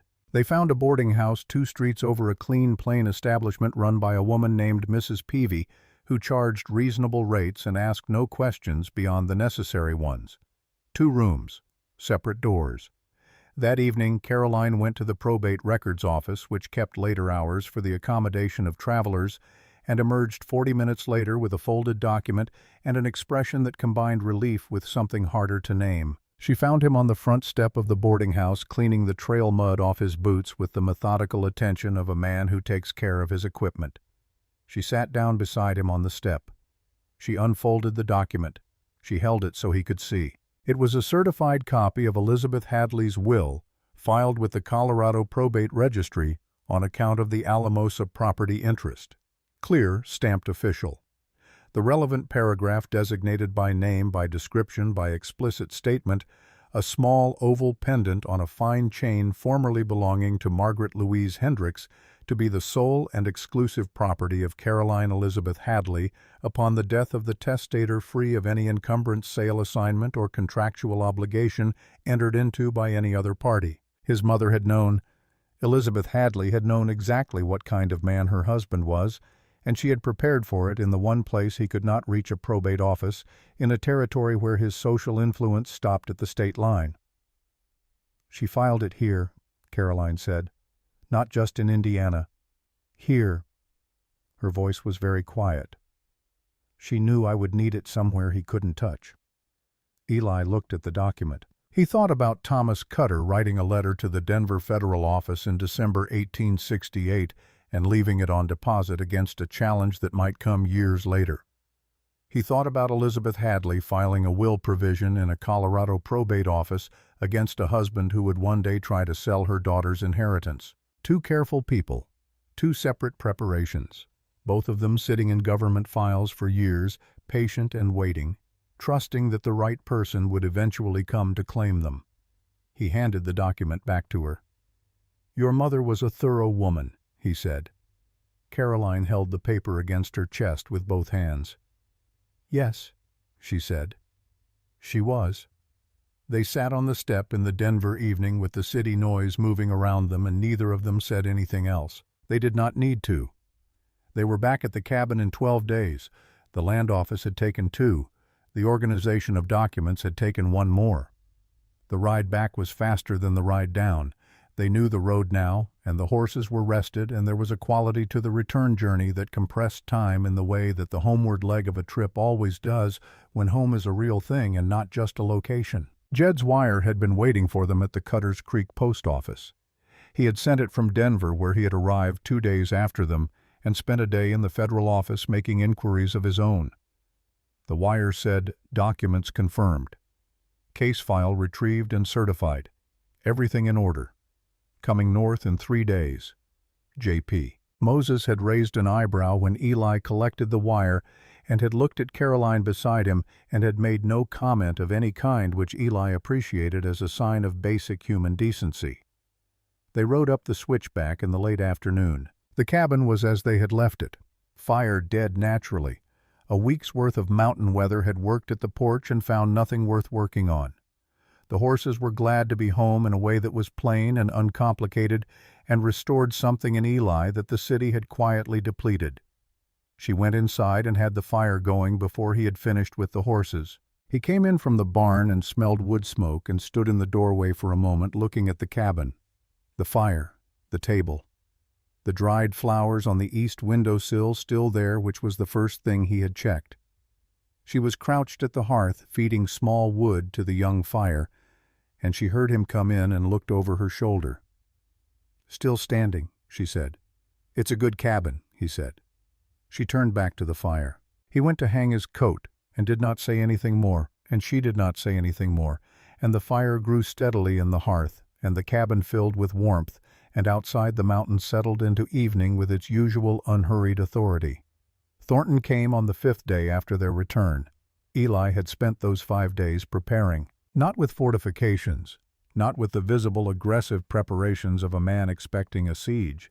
He did not dig in or bar the door or array his weaponry on the porch. He prepared the way his father had prepared for the original challenge, by knowing the ground and knowing the documents and knowing exactly what he could and could not be asked to concede. He moved the horses to the north draw 200 yards above the cabin in a natural fold of the terrain, invisible from the switchback and accessible by a path that was not on any map. He identified 3 positions on the upper trail where a man on foot knew the terrain and 3 riders did not. He reread every document in the case file 3 times until the essential facts were organized in his memory, the way the mountain was organized not as a list, but as a landscape. And he asked Caroline to be ready, not to hide, not to wait in the north draw this time, to be ready. She understood what he meant. He could tell by the way she said yes direct and without qualification, the way she said things when she had already decided. Jed arrived the morning of the 4th day, having ridden from Cutters Creek since before dawn. He came up the switchback looking tired and purposeful and carrying a leather satchel that Eli had not seen before. He sat down at the table and spread its contents out and they spent the afternoon going through everything one more time, every document, every argument, every sequence of presentation. In the evening, after it was organized to everyone's satisfaction, Jed reached into his shirt pocket. He set the brass commission on the table between them. He did not explain it again.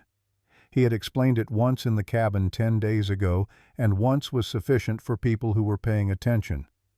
Caroline looked at it. "Retired," she said. "Technically," Jed said, "but the law on the subject of technical retirements is more flexible than most people know." He picked up his coffee. "What I know for certain is that a sworn statement taken by a duly commissioned officer of the county court is a legal document regardless of whether that officer is currently active. And a witness to a legal transaction is a witness whether or not he's being paid for the service." She looked at the commission, then at Jed, then at Eli. "All right," she said. "They came on a Tuesday morning which had the clear, bright quality of a day that has decided to be beautiful in complete indifference to the human drama being conducted underneath it. 7 riders. Eli counted them from the upper trail before they reached the switchback he had gone up at first light to watch the valley road, and he had seen them coming from 3 miles out, the wagon in front and 6 horses behind. He noted the composition Thornton on the wagon bench with a different companion. This time a man in a suit rather than a coat, the specific cut of a lawyer on official business. 2 men he recognized from the previous visit, the hired muscle reliable and professional. 3 new men bigger, with the equipment of men who had been given a more explicit brief about what might be required of them. And behind the last rider, tied to his saddle horn by a lead line, an additional horse. An extra horse. Thornton had come prepared to take someone back. Eli went back to the cabin. He told them what he had seen. He was at the window watching the switchback when they came around the last bend. She was standing in the doorway of the back room, out of the direct line of the front windows, with the document case in her hands and her coat on. Jed was at the table, the satchel open in front of him, unhurried and deliberate. A man who had sat at enough difficult tables to know that the appearance of calm was half the work. Thornton pulled the wagon to the same stop as before, 20 feet from the porch. This time he did not come alone to the ground. The lawyer dismounted with him. One of the 3 new men moved to flank left, another went right. The 2 from the previous visit stayed on their horses, positioned on either side of the wagon with the easy readiness of men who are being paid to be ready. Eli was on the porch. He had his hands in his coat pockets. "Mr. Cutter," Thornton said. The register of his voice was different today. No preliminary warmth, no exploratory courtesy. This was the voice of a man who has assembled his full resources and is done with the prologue. "I have a warrant." He held out a document. Eli came down the 2 porch steps and took it. He read it. It was a territorial warrant for the arrest of one Caroline Hadley, wanted on charges of property theft, breach of contractual obligation, and fraud. It was signed by a judge in the Indiana Territorial Court and countersigned by a federal magistrate in Kansas City. It was on its face a competent document. He folded it. He put it in his coat pocket. "Mr. Cutter." "I read it," Eli said.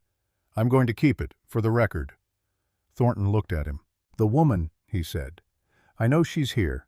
I know she came back with you from Denver 4 days ago. Moses saw you both on the South Road."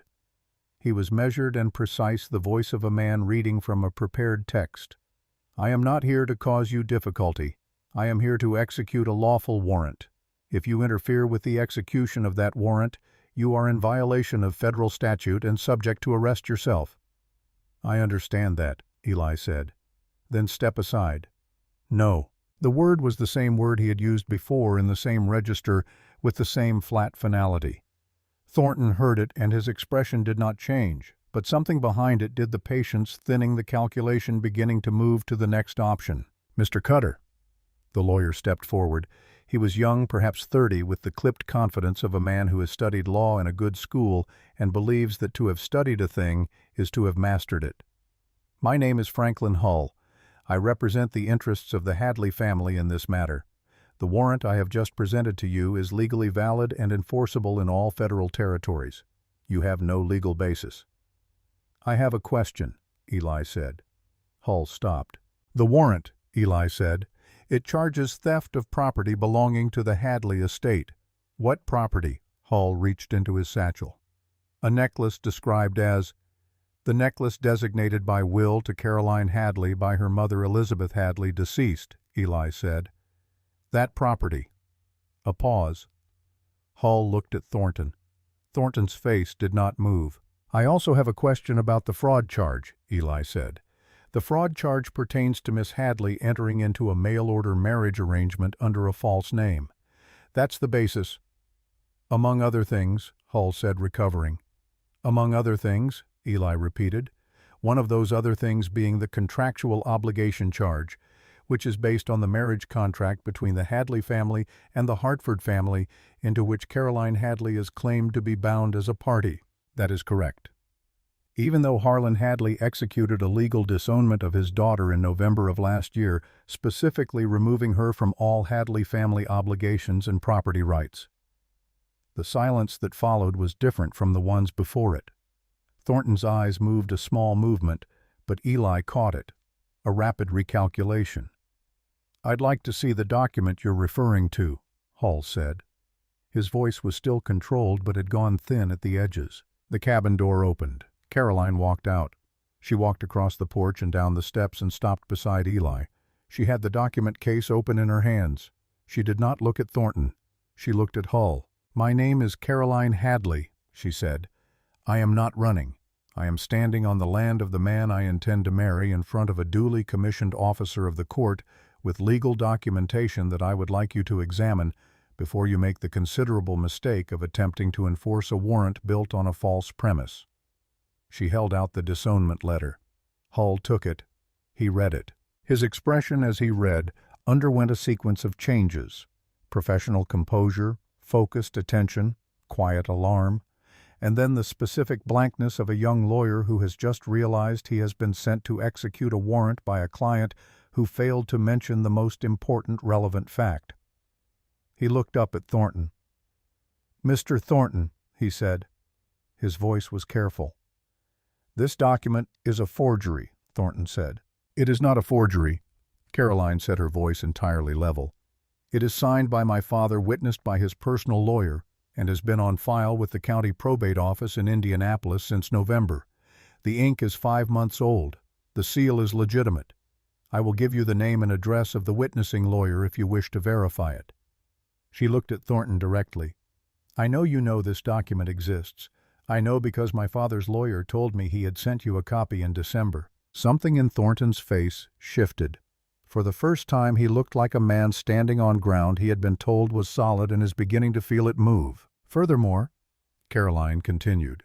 She reached into the case and produced the second document. A certified copy of my mother's will filed with the Colorado Probate Registry on account of her Colorado property interest. The relevant provision designates the necklace as my sole property, free of any encumbrance or contractual obligation entered by any other party. She set both documents on the porch rail. I did not steal property. I recovered my own. Hull picked up the will. He read it. One of the new men on horseback shifted his weight. The horse moved sideways a step, and the man checked it, but the check was automatic. His attention was on the porch. Mr. Thornton, Hull said quietly, intended for Thornton only, and carrying further than intended. If these documents are authentic. They are authentic, Jed Pruitt said. He came through the cabin door and onto the porch. He was moving slowly, the unhurried way of a man his age who has made peace with his pace, and he came to stand at the porch rail beside the documents. He reached into his shirt pocket and set the brass commission on top of them. My name is Jedediah Pruitt, he said. I am a commissioned officer of the Garfield County Court Active Commission, duly sworn in 1871 and not yet vacated. I witnessed the execution of the Colorado probate filing in question in 1874, and I have examined both of these documents within the past 5 days and can attest to their authenticity under oath. He looked at Hull. If you would like that attestation in writing, I have the necessary forms. Hull looked at the commission. He looked at Thornton. Thornton was looking at Jed with the expression of a man who has seen a piece of the board he had not accounted for and is now revising his understanding of the game. Pruitt, he said. Thornton, Jed said. "Been a while. You were not mentioned as a party to this matter." "No," Jed said. "I wasn't mentioned in your intelligence at all. That was your error, not mine." One of the new men on horseback said something to the man beside him low and quick. The other man shook his head slightly. Eli had been watching them. He had been watching all of them.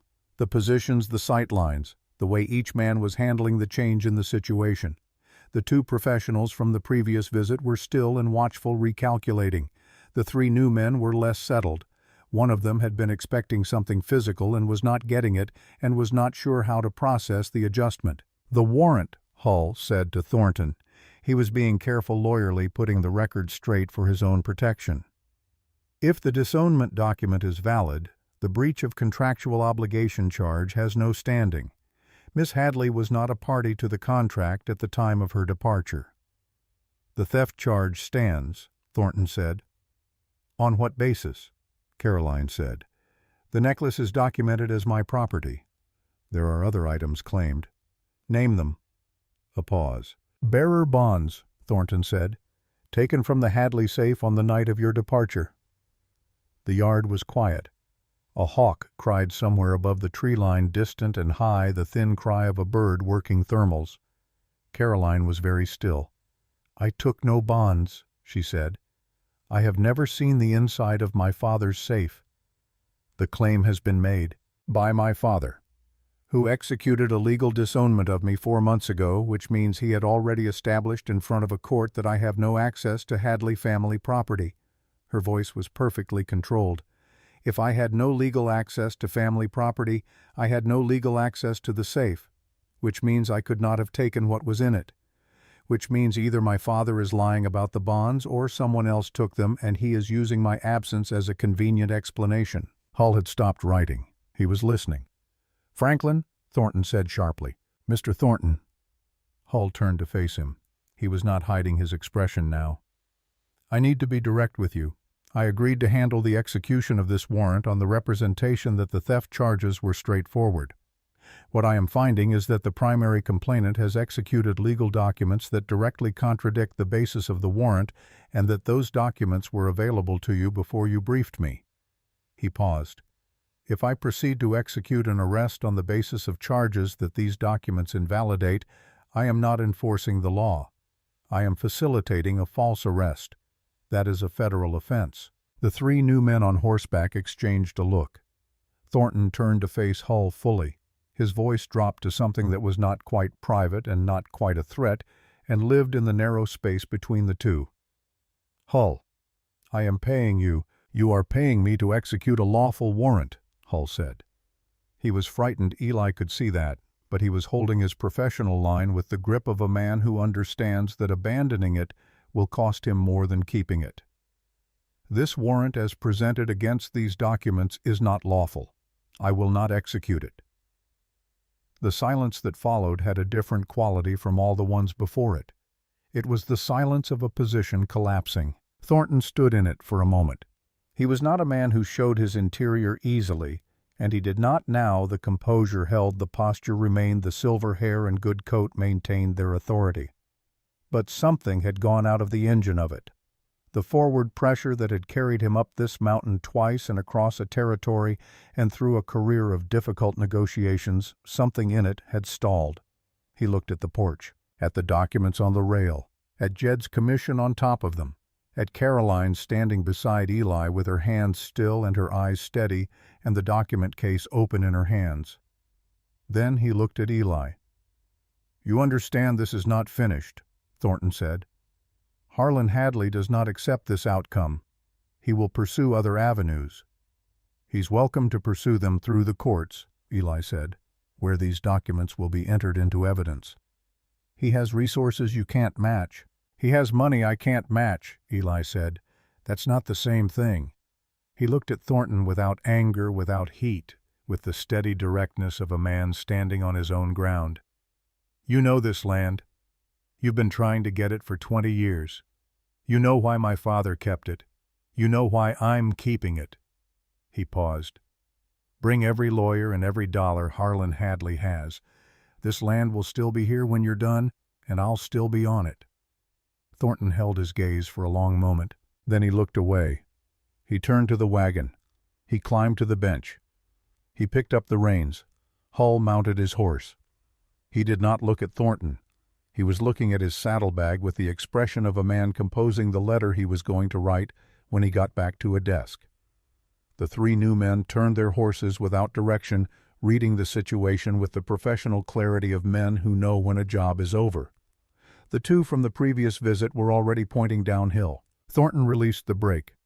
"Mr. Cutter," he said from the bench. Eli waited. "Your father was a difficult man." A pause. "You're worse." He turned the wagon. They watched it go. Down the switchback, around the first bend, around the second, and then the sound of it, the creak and roll of the wagon, the clop of 7 horses descended through the clear spring air and diminished and finally disappeared below the shoulder of the ridge. Nobody on the porch moved until the sound was gone entirely. Then Jed picked up his commission from the rail and put it in his pocket. He looked at the 2 remaining documents on the rail. He straightened them neatly, aligned the edges, and set them down again. "Well," he said. He went inside. The door closed behind him. Eli and Caroline stood on the porch alone. The mountain was very quiet around them. The hawk was gone from above the tree line. The pines on the upper slope were moving gently in a wind that had come up from the south, carrying the smell of warmer country below dry grass and juniper and the particular mineral smell of Colorado stone in spring. She set the document case on the porch rail beside the documents. She stood for a long moment looking down the empty switchback. He watched her. Not the trail watching of the first week, the surveillance of a person expecting pursuit. Just looking. The way you look at a place when you are confirming something. Then she turned. She looked at him with the directness that was particular to her, not aggressive, not soft, just entirely present. The full force of her attention offered without qualification. "It's not finished," she said. "No," he said. "He'll try again. Maybe not Thornton, but my father won't stop." "I know. The next approach will be different. He'll try the courts directly. He'll file in Indiana and try to get a federal reciprocal order." "Jed and I have been thinking about that," Eli said. "There are filings we can make first, preemptive ones. Jed knows the sequence." She was quiet for a moment. Then, "It could take years." "Yes. It will cost money. Legal fees, rides to Denver, filings." "Yes." She looked at him. "You're not deterred by that?" He considered the question seriously. "I've been fighting for this land since my father died," he said. "Fighting for it against weather, against Thornton, against 11 years of nobody to help with the work of it." He looked at her. "This is the same fight. It's the same land. The only thing that's different is now I have better documents and someone to share the work." She held his gaze. Something moved through her expression, not the contained, careful composure of the woman who had stepped off the stage, not the precise strategic intelligence of the woman at the table with the documents. Something underneath both of those things.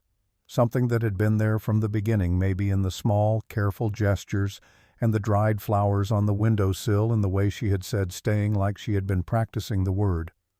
"All right," she said. She reached past him and picked up the 2 documents from the porch rail. She held them against her chest the way she had held the certified will copy in Denver.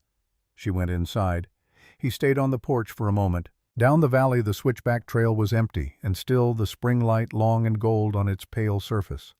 The cottonwood at the bottom was beginning to leaf out the first pale green of the season, tentative and definite at once, the way things that have survived a hard winter announce themselves. Eli stood on his father's porch and looked at his father's valley. The land was still here. He went inside. After Thornton left, the mountain went quiet. Not the held breath quiet of before, not the waiting kind, the kind that pressed against the cabin walls in the dark and made the air feel thick with what was coming. This was a different quiet entirely. The quiet of a thing that has been wound tight for a long time and has finally been allowed to release. The quiet of a spring afternoon on a Colorado ridge when there is nothing moving on the switchback and the fire is going inside and the horses are settled in the barn and the immediate future, for perhaps the first time in weeks, is not carrying anything alarming in its direction. Eli sat on the porch steps for a long time after they had all gone inside. He was not thinking about Thornton. He was thinking about a February night 11 years ago when he had sat in this cabin while his father's breathing changed and then stopped, and he had understood in the particular silence that followed that he was now the last Cutter on this ridge, and that whatever the ridge became from that point forward was going to be the result of what he chose to do with it. He had chosen for 11 years to maintain it. It had not occurred to him for most of those 11 years that maintaining something and keeping it alive were two different propositions. He understood the difference now. He went inside. Jed had made coffee. He was sitting at the table with his cup and his satchel organized in front of him, going through documents with the methodical patience of a man who understands that the end of a confrontation is not the end of the work. Caroline was in the back room. Eli could hear her moving the specific sound of a person putting things in order, drawers opening and closing, the trunk lid settling. He poured a cup and sat down across from Jed. "He'll file in the Indiana Territorial Court within 30 days, Jed said without looking up. "Harlan Hadley will claim the disownment was executed under duress and seek to have it voided. It's not a strong argument legally, but it doesn't need to be strong, it just needs to be expensive." "How expensive?" "Depends on the judge. Indiana Territory has 3 federal judges. One of them is a reasonable man. One of them is a reasonable man when he's not in an election year. And one of them—" Jed paused, turned a page, "has had a business relationship with the Hadley family for 12 years. That is a matter of public record if you know where to look." Eli looked at the table. "How do you know that?" Jed finally looked up. "I was a justice of the peace for 20 years. You accumulate information the way a cabin accumulates soot. It builds up gradually, and you stop noticing it until someone mentions it." He tapped a page in the satchel.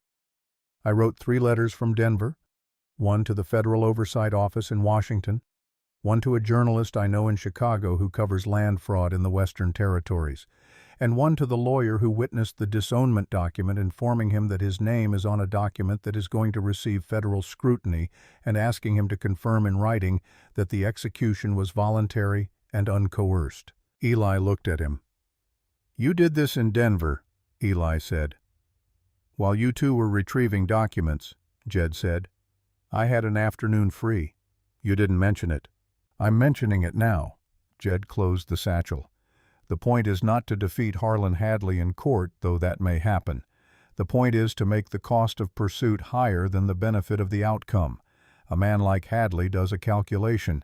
When the calculation changes, the behavior changes." He lifted his cup. "We changed the calculation today. We will keep changing it until he decides his daughter's happiness is less interesting to him than his own comfort." He drank his coffee. "It will take time." "How much time?" "Years, possibly. Or months, if the journalist is interested. Stories about powerful men using the courts to chase their daughters across territories are popular with certain readerships." Jed set his cup down. "We'll see." The back room door opened and Caroline came out. She had changed out of her traveling coat into the simpler dress she wore around the cabin, the one with the practical sleeves and the hem already showing the dust and small abrasions of mountain life. She looked like herself, Eli thought. Not the woman from the stage, not the woman with the document case and the careful composure. Herself. She sat down at the table. She looked at Jed's satchel. "You've been busy." "Old habit," Jed said. She looked at Eli. 3 letters, Eli said. "Federal oversight, a journalist, and the witnessing lawyer." She absorbed that. Then she looked at Jed with an expression that was not gratitude. Exactly. Gratitude implied a debt, and Jed was not the kind of man who kept that kind of ledger, but something warmer and more specific. "My mother would have liked you," she said. Jed looked briefly at the table. Something moved in his face, a small thing quickly managed. "I expect I would have liked her," he said. They sat with that for a moment. Then Caroline put her hands flat on the table. "I want to ask you both something," she said. They waited. "The question of what happens next between Eli and me, I want to be direct about it." She was looking at the middle of the table, composing herself. "I came here under false pretenses. That is a fact. I used this arrangement as a means to an end. That is also a fact. What I didn't expect—" She stopped, started again. What I didn't know how to account for was the possibility that the arrangement itself would become real. She looked up. I'm not asking because I need rescuing. I'm not asking because it would be legally useful or because I have nowhere else to go. She looked at Eli directly. I'm asking because I want to. If you'll have me. The room was quiet. Jed picked up his cup and examined its interior with great attention, as if he had just remembered an urgent interest in coffee grounds. Eli looked at Caroline. He had thought about this. He had been thinking about it in the way he thought about things that mattered, not all at once, not in a rush of feeling, but steadily over time, turning the question in his mind the way you turn a piece of new ground with a shovel, finding out what it holds before you decide what to put in it. What he had found was this. He had spent 12 years being competent at solitude, and competence at a thing was not the same as choosing it. He had been surviving. She had arrived with her dried flowers on the windowsill and her straight-backed assessment of dangerous men and her quiet understanding of silence, and he had begun in the space of a few weeks to understand the difference between surviving and being alive. He was not a man who said such things easily. He was aware of that. Yes, he said. One word. Sufficient. She held his gaze for a moment. Then she nodded once, the small, definite nod of a person confirming a decision they have already made. Jed set down his cup. Well then, he said, I'd better stay another day. They were married the following afternoon. Jed had the forms. He had brought them from the county office in Cutter's Creek with the quiet foresight of a man who had been reading the situation for 2 weeks and made reasonable inferences. He laid them on the table and produced his stub of pencil and went through the necessary language with the unhurried efficiency of someone who has done this before and understands that the ceremony is not in the words but in the people saying them. Eli Cutter and Caroline Hadley. The names written in Jed's careful hand on the county marriage record, signed by both of them, witnessed and sealed with the brass commission that Jed had carried for 23 years against the day it would be needed for something that mattered. They stood on the porch because the afternoon was clear and the mountain deserved to be included. Jed said the words. They said I do in the straightforward manner of people who mean it. Afterward, Jed shook Eli's hand, and then he looked at Caroline for a moment, and then he did something nobody had seen him do in recent memory. He took off his hat and held it to his chest, and inclined his head very slightly, the gesture of a man rendering a specific honor. She returned it with a nod of her own that carried the same weight. Then Jed put his hat back on and went inside to help with supper, because he was a practical man and the occasion did not require anything further from any of them. That evening, after Jed had turned in and the cabin was quiet, Eli went out to check the barn. It was habit, the end-of-day round of the property that he had made every evening for 11 years, checking the horses, checking the latches, walking the perimeter of the cabin yard in the dark by memory and by the quality of the night air. He did it in 10 minutes. He did it tonight, the same as every night. When he came back to the porch, she was there. She was sitting on the top step with her coat on, looking out at the valley. The moon was not up yet and the valley was black below the ridge, but the sky above it was clear and dense with stars, the kind of star field that only happens at altitude where the air is clean enough to let the light through without interference. He sat down beside her. They looked at the stars. After a while she said, I've been thinking about my mother. He waited. I think she would have understood this, she said. Not every part of it, not the way it happened, but the essential thing, choosing what is real over what is arranged. She was quiet for a moment. I think she would have understood that. I think so too, he said. She looked at him. You never knew her. No, but you've been describing her for 2 weeks without quite realizing it, he said. Every time you do something careful and prepared and patient, I get a little more of her. She looked at him for a long moment. Then she leaned her head against his shoulder. He was still for a moment, the particular stillness of a person adjusting to something they have not experienced before. Then he settled. They sat on the porch step in the mountain dark with the stars overhead and the valley black below and the cabin warm at their backs. After a while the moon came up over the eastern ridge. It put a pale light on the switchback trail below, and the trail was empty, and the valley was quiet, and there was nothing moving on the road from Cutter's Creek. Nothing coming up. Nothing to watch for. A week after Thornton rode south, 7 people from Cutter's Creek came up the mountain. Eli had been expecting something like this. He had not known exactly what form it would take. He had known, from what Ruth had told him, that the town had been talking, that the story of the woman on the mountain had grown in the way that stories grow in small towns when information is scarce and imagination is plentiful. He had known that Thornton had spent time in Cutter's Creek and had shaped the version of events that the town was working with. He had known that sooner or later people would want to see for themselves. He was splitting wood behind the cabin when he heard the horses on the lower switchback. He set the axe in the stump and came around to the front yard. 7 riders came up the last bend and stopped at the edge of the yard. He recognized most of them men and women he had been seeing twice a year in the general store for 11 years. People he had never given cause for complaint, but had never given much cause for conversation either. They looked at him with the specific expression of people who have come to confirm something but are not entirely sure what they expect to find. The man in front was Harold Gear, who ran the general store, and who had the community standing that came from being the person everyone depended on for flour and salt and shotgun shells. "Eli," he said. "Harold, we heard there was some trouble up here." "Some?" Eli said. "Men came. There was a disagreement." "There was." Gear looked at the cabin. "The woman—" The cabin door opened. Caroline came out onto the porch. She was in the working dress, her hair pinned up a dish towel over one shoulder from the bread she had been making. She looked at the 7 riders in the yard with the direct, unhurried attention she brought to most things. "Good morning," she said. The riders looked at her. She did not look like a woman being kept somewhere against her will. She looked like a woman who had just come out of her own kitchen. The distinction was, if you were paying attention, entirely clear. Gear turned his hat in his hands. "Ma'am," he said. He hesitated. Is everything all right up here?" "Everything is fine," she said. "Thank you for coming to ask." Another of the riders, a woman Eli thought her name was Hauser, she ran the millinery shop, spoke up. "The man who came through town, he said a great many things," Caroline said pleasantly. "Most of them were not accurate." She looked at the woman directly. "My name is Caroline Cutter. I am Eli's wife as of last week. I chose to come here and I choose to stay here. If anyone in town had concerns about my welfare, I appreciate the concern and I'm glad to put it to rest."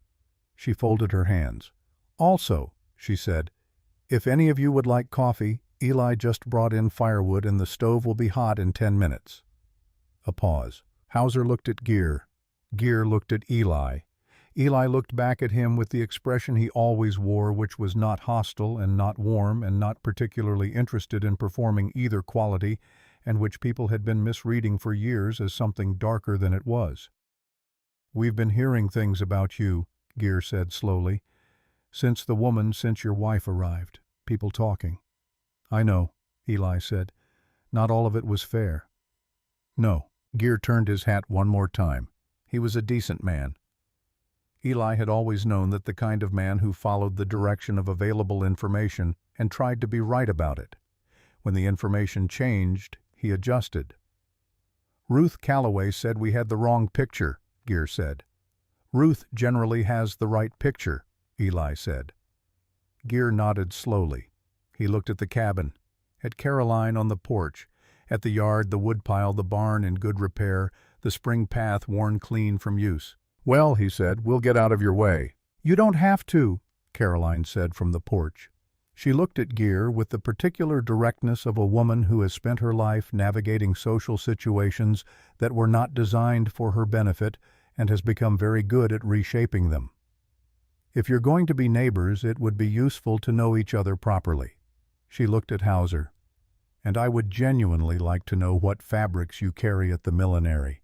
I've been adapting my wardrobe to mountain conditions, and I suspect I'm doing it less efficiently than I could be." Hauser blinked. Then she got down off her horse. Gear looked at her. He looked at Eli. He shrugged in the manner of a man deferring to an arrangement that seems to be proceeding without requiring his approval. By the time the coffee was ready, 4 of the 7 riders were sitting at Eli's table. He stood in the doorway of the kitchen and watched Caroline pour coffee and ask Hauser intelligent questions about wool weights, and watched Hauser answer with the expanding animation of someone who is rarely asked intelligent questions about their area of expertise. Watched Gear pick up one of the legal documents left on the table's edge and examine it with the respectful attention of a man who respects paperwork even when he doesn't entirely understand it. The mountain outside was clear and still. The cottonwood at the bottom of the switchback was fully leafed out now, the pale spring green gone to summer green, the leaves moving in the morning breeze. The summer came in the way Colorado summers do, not gradually, but all at once, as if the mountain had made a decision and the weather had agreed to honor it. The days grew long and warm. The meadow below the tree line went green and then gold at the edges, and the flowers that Eli had picked in April were replaced by other flowers, different ones, and the bees worked through them with the focused industry of creatures who understand that abundance is temporary and preparation is everything.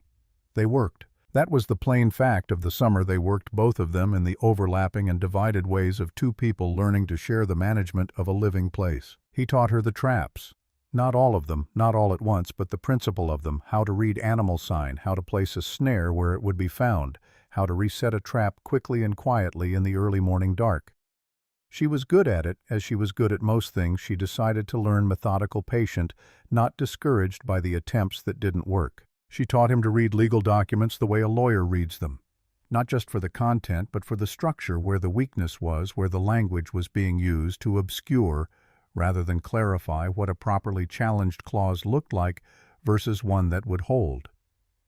He was a slow student at this, not because he was incapable, but because the mode of thinking was different from his own.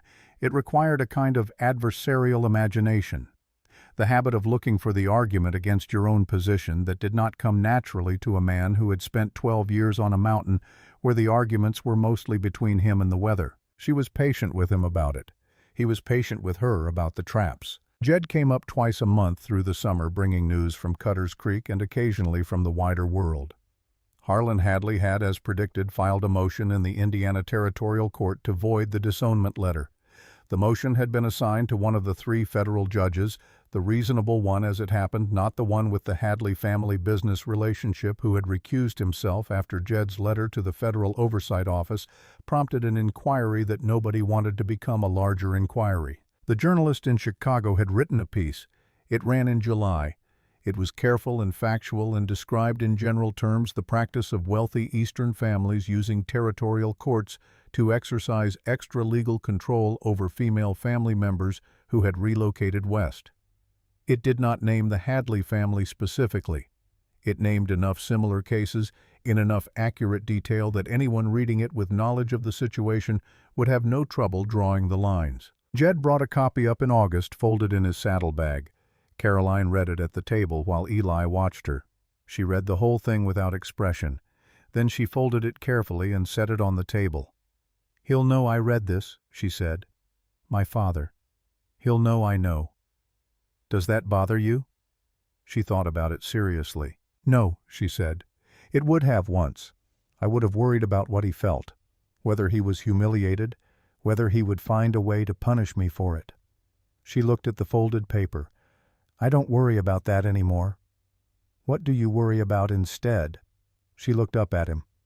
"Whether we have enough cured meat for February," she said, "and whether the east wall of the barn is going to need new chinking before winter." She paused. "Real things." He looked at her. She was the same person who had stepped off that stage in April.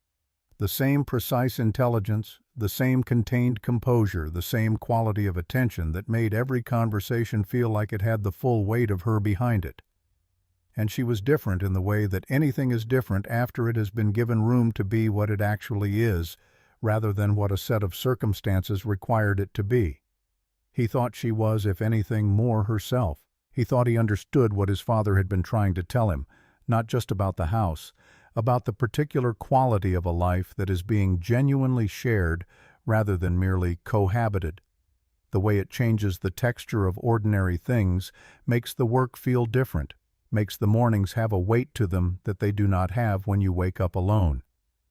He had lived for 11 years on this mountain.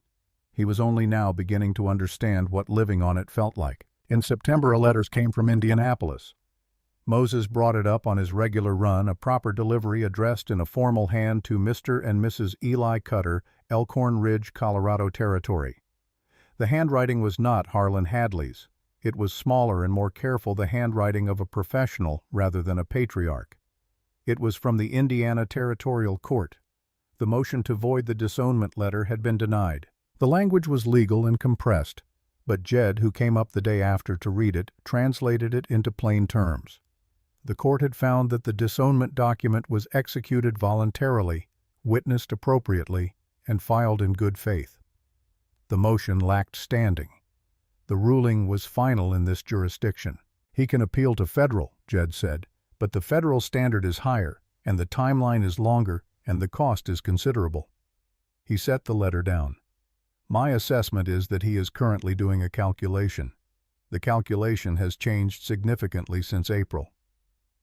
Caroline had read the letter twice. She set it on the table. He won't stop entirely, she said. He's not built that way. No, Jed agreed. But there's a difference between not stopping and actively pursuing. A man like Harlan Hadley understands when a battle has become a drain rather than a prospect. He looked at her. He'll move the resources to something more productive. He may never acknowledge what happened. He may never forgive it. But he'll stop throwing money at a position that keeps losing. She was quiet for a moment. And Hartford, she said. Hartford married a banker's daughter from St. Louis in June, Jed said, not without a certain satisfaction. The announcement was in the Kansas City papers. Caroline absorbed that. Something passed through her expression, not triumph, not relief exactly, something more complex, the feeling perhaps of a chapter closing, not happily and not unhappily, just closing, the way chapters do. Good, she said. She stood up. She put the letter in the strongbox with the other documents. She closed the lid. She slid the strongbox back under the kitchen floor. Then she went to start supper. The first real snow came in October. Not the tentative early snow that sometimes came through in September and apologized for itself by the afternoon. A real snow, the kind that arrived in the night, and was still there at noon and was going to be there for a while, 6 inches on the ground and more coming. Eli was up before it was fully light, which was habit, and he went out to the barn to check the horses, and when he came back the cabin window was lit from inside with the yellow warmth of the fire and the stove, and through the glass he could see her at the hearth. She was making coffee, moving through the kitchen with the ease of someone who knows where everything is, because she put it there, the particular ease of a person at home in their own space. He stood outside the door for a moment. He was not examining the feeling or trying to put words to it. He was just letting it be what it was. The snow was coming down around him in the early light, soft and quiet, covering the yard in white. The horses were settled in the barn behind him. The cabin was warm and lit in front of him. His father's voice, 11 years old and still clear. Don't let this house die before you do. He had kept the walls standing. He understood now what that meant. He went inside. She heard the door and looked over her shoulder from the hearth. She had her hair down in the morning, she put it up later in the day, but in the mornings it was loose and she moved through the kitchen with it unbound, and it was one of the things he had learned about living with a person that the private versions of them, the morning versions, the tired versions, the versions that only exist when no social arrangement requires performance, were the truest versions, and the truest versions were the ones worth knowing. Snow, she said. 6 inches, he said. More coming. She turned back to the coffee. The east path, passable, but I'll put the rope line up this morning. She nodded. She knew what the rope line was, the guideline he strung between the cabin and the barn during heavy snow so that a person caught between the two in a whiteout could find their way. She had helped him put it up twice already. She understood what it was for. He hung his coat. She set 2 cups on the table without being asked. He sat down. Outside the snow came down steady and quiet, and the mountain was white and still. And the world above the switchback was a private world, the road below impassable until spring, the valley invisible behind white, just the cabin and the barn and the tree line and the sky. He wrapped his hands around the cup. She sat down across the table. They drank their coffee. The fire settled in the hearth with a comfortable sound. The horses moved in the barn. He could hear them through the wall, the familiar shifting weight of animals who are warm and fed and not concerned about anything. After a while, without planning to speak, he said, "My father used to say that a mountain winter was the most honest thing he knew. Nothing extra, nothing decorative, just what was necessary and what would last." She looked at him. "He was right," she said. He looked at her across the table. She was holding her cup in both hands the way she always did in the morning, and there was a small scar on the back of her left hand from the fire tending of the early weeks, healed now and barely visible, and her eyes in the cabin light were the color. They had been the first morning he had looked at them across 30 feet of open yard, clear and precise and entirely present. He thought about the flowers, the bent asters with the 3 uneven knots on the damp leather cord, and the way he had almost put them down before she arrived, and the way she had taken them from his hand and said thank you in the voice of someone who meant it. The way she had kept them on the window-sill through the weeks, dried now and brown, still there. He had checked that morning. Still there. He did not say this. Some things did not need to be said to be understood. She was looking at him with the expression she had, the one that was not composed and not performing and not managing anything, just fully present across the table in the early morning, in the quiet of a day that had not yet asked anything of either of them. He thought about all the mornings before this one, 11 years of mornings in a cabin that had everything necessary and nothing extra. 11 years of coffee alone and firewood alone and the view down the valley alone. 11 years of competent, sufficient, survivable solitude. And then this. He was not a man given to large statements about interior things. He did not have the habit of it and did not intend to acquire it. But sitting across the table from her in the first snow of winter in the cabin his father had built on land his father had kept, and land he intended to keep, with the coffee warm in his hands and the fire going and nothing moving on the switchback below, he thought this is what he meant, this exact thing. Not the walls and the roof and the stacked firewood, not the legal documents in the strongbox or the water rights in the federal file in Denver or any of the apparatus of maintenance and continuity. This. 2 cups on a table. The smell of coffee and wood smoke. Snow coming down outside and nothing urgent inside. The particular ordinary extraordinary quality of a morning shared with someone who has earned their place at your table, not through obligation or arrangement, but through the accumulated weight of their presence in your life. The fire moved in the hearth. The snow came down outside. She reached across the table and set her hand on his. Not dramatically, not with declaration. Just set it there, palm down, the way you set something down when you have decided where it belongs. He turned his hand over. She was looking at the window at the white world outside, the snow still coming, the meadow below the tree line invisible beneath it. The mountain doing what mountains do, which is continue season after season, indifferent to the small human arrangements conducted on its slopes, providing only the thing it has always provided, ground to stand on, if you have the will to stand.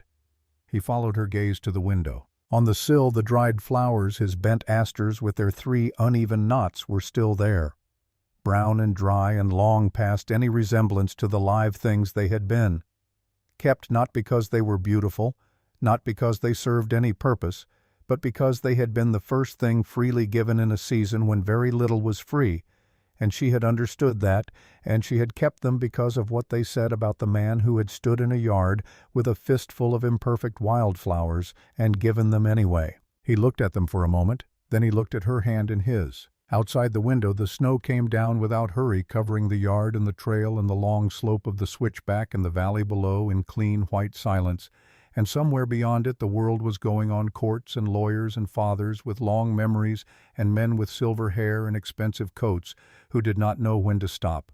But that world was 7 miles and a season away, and the snow was deep and the road was closed, and in the cabin on the ridge there was fire and coffee and 2 cups on a table and the morning unhurried in front of them. Eli Cutter sat at his father's table in his father's cabin on his father's land in the first good winter of his life.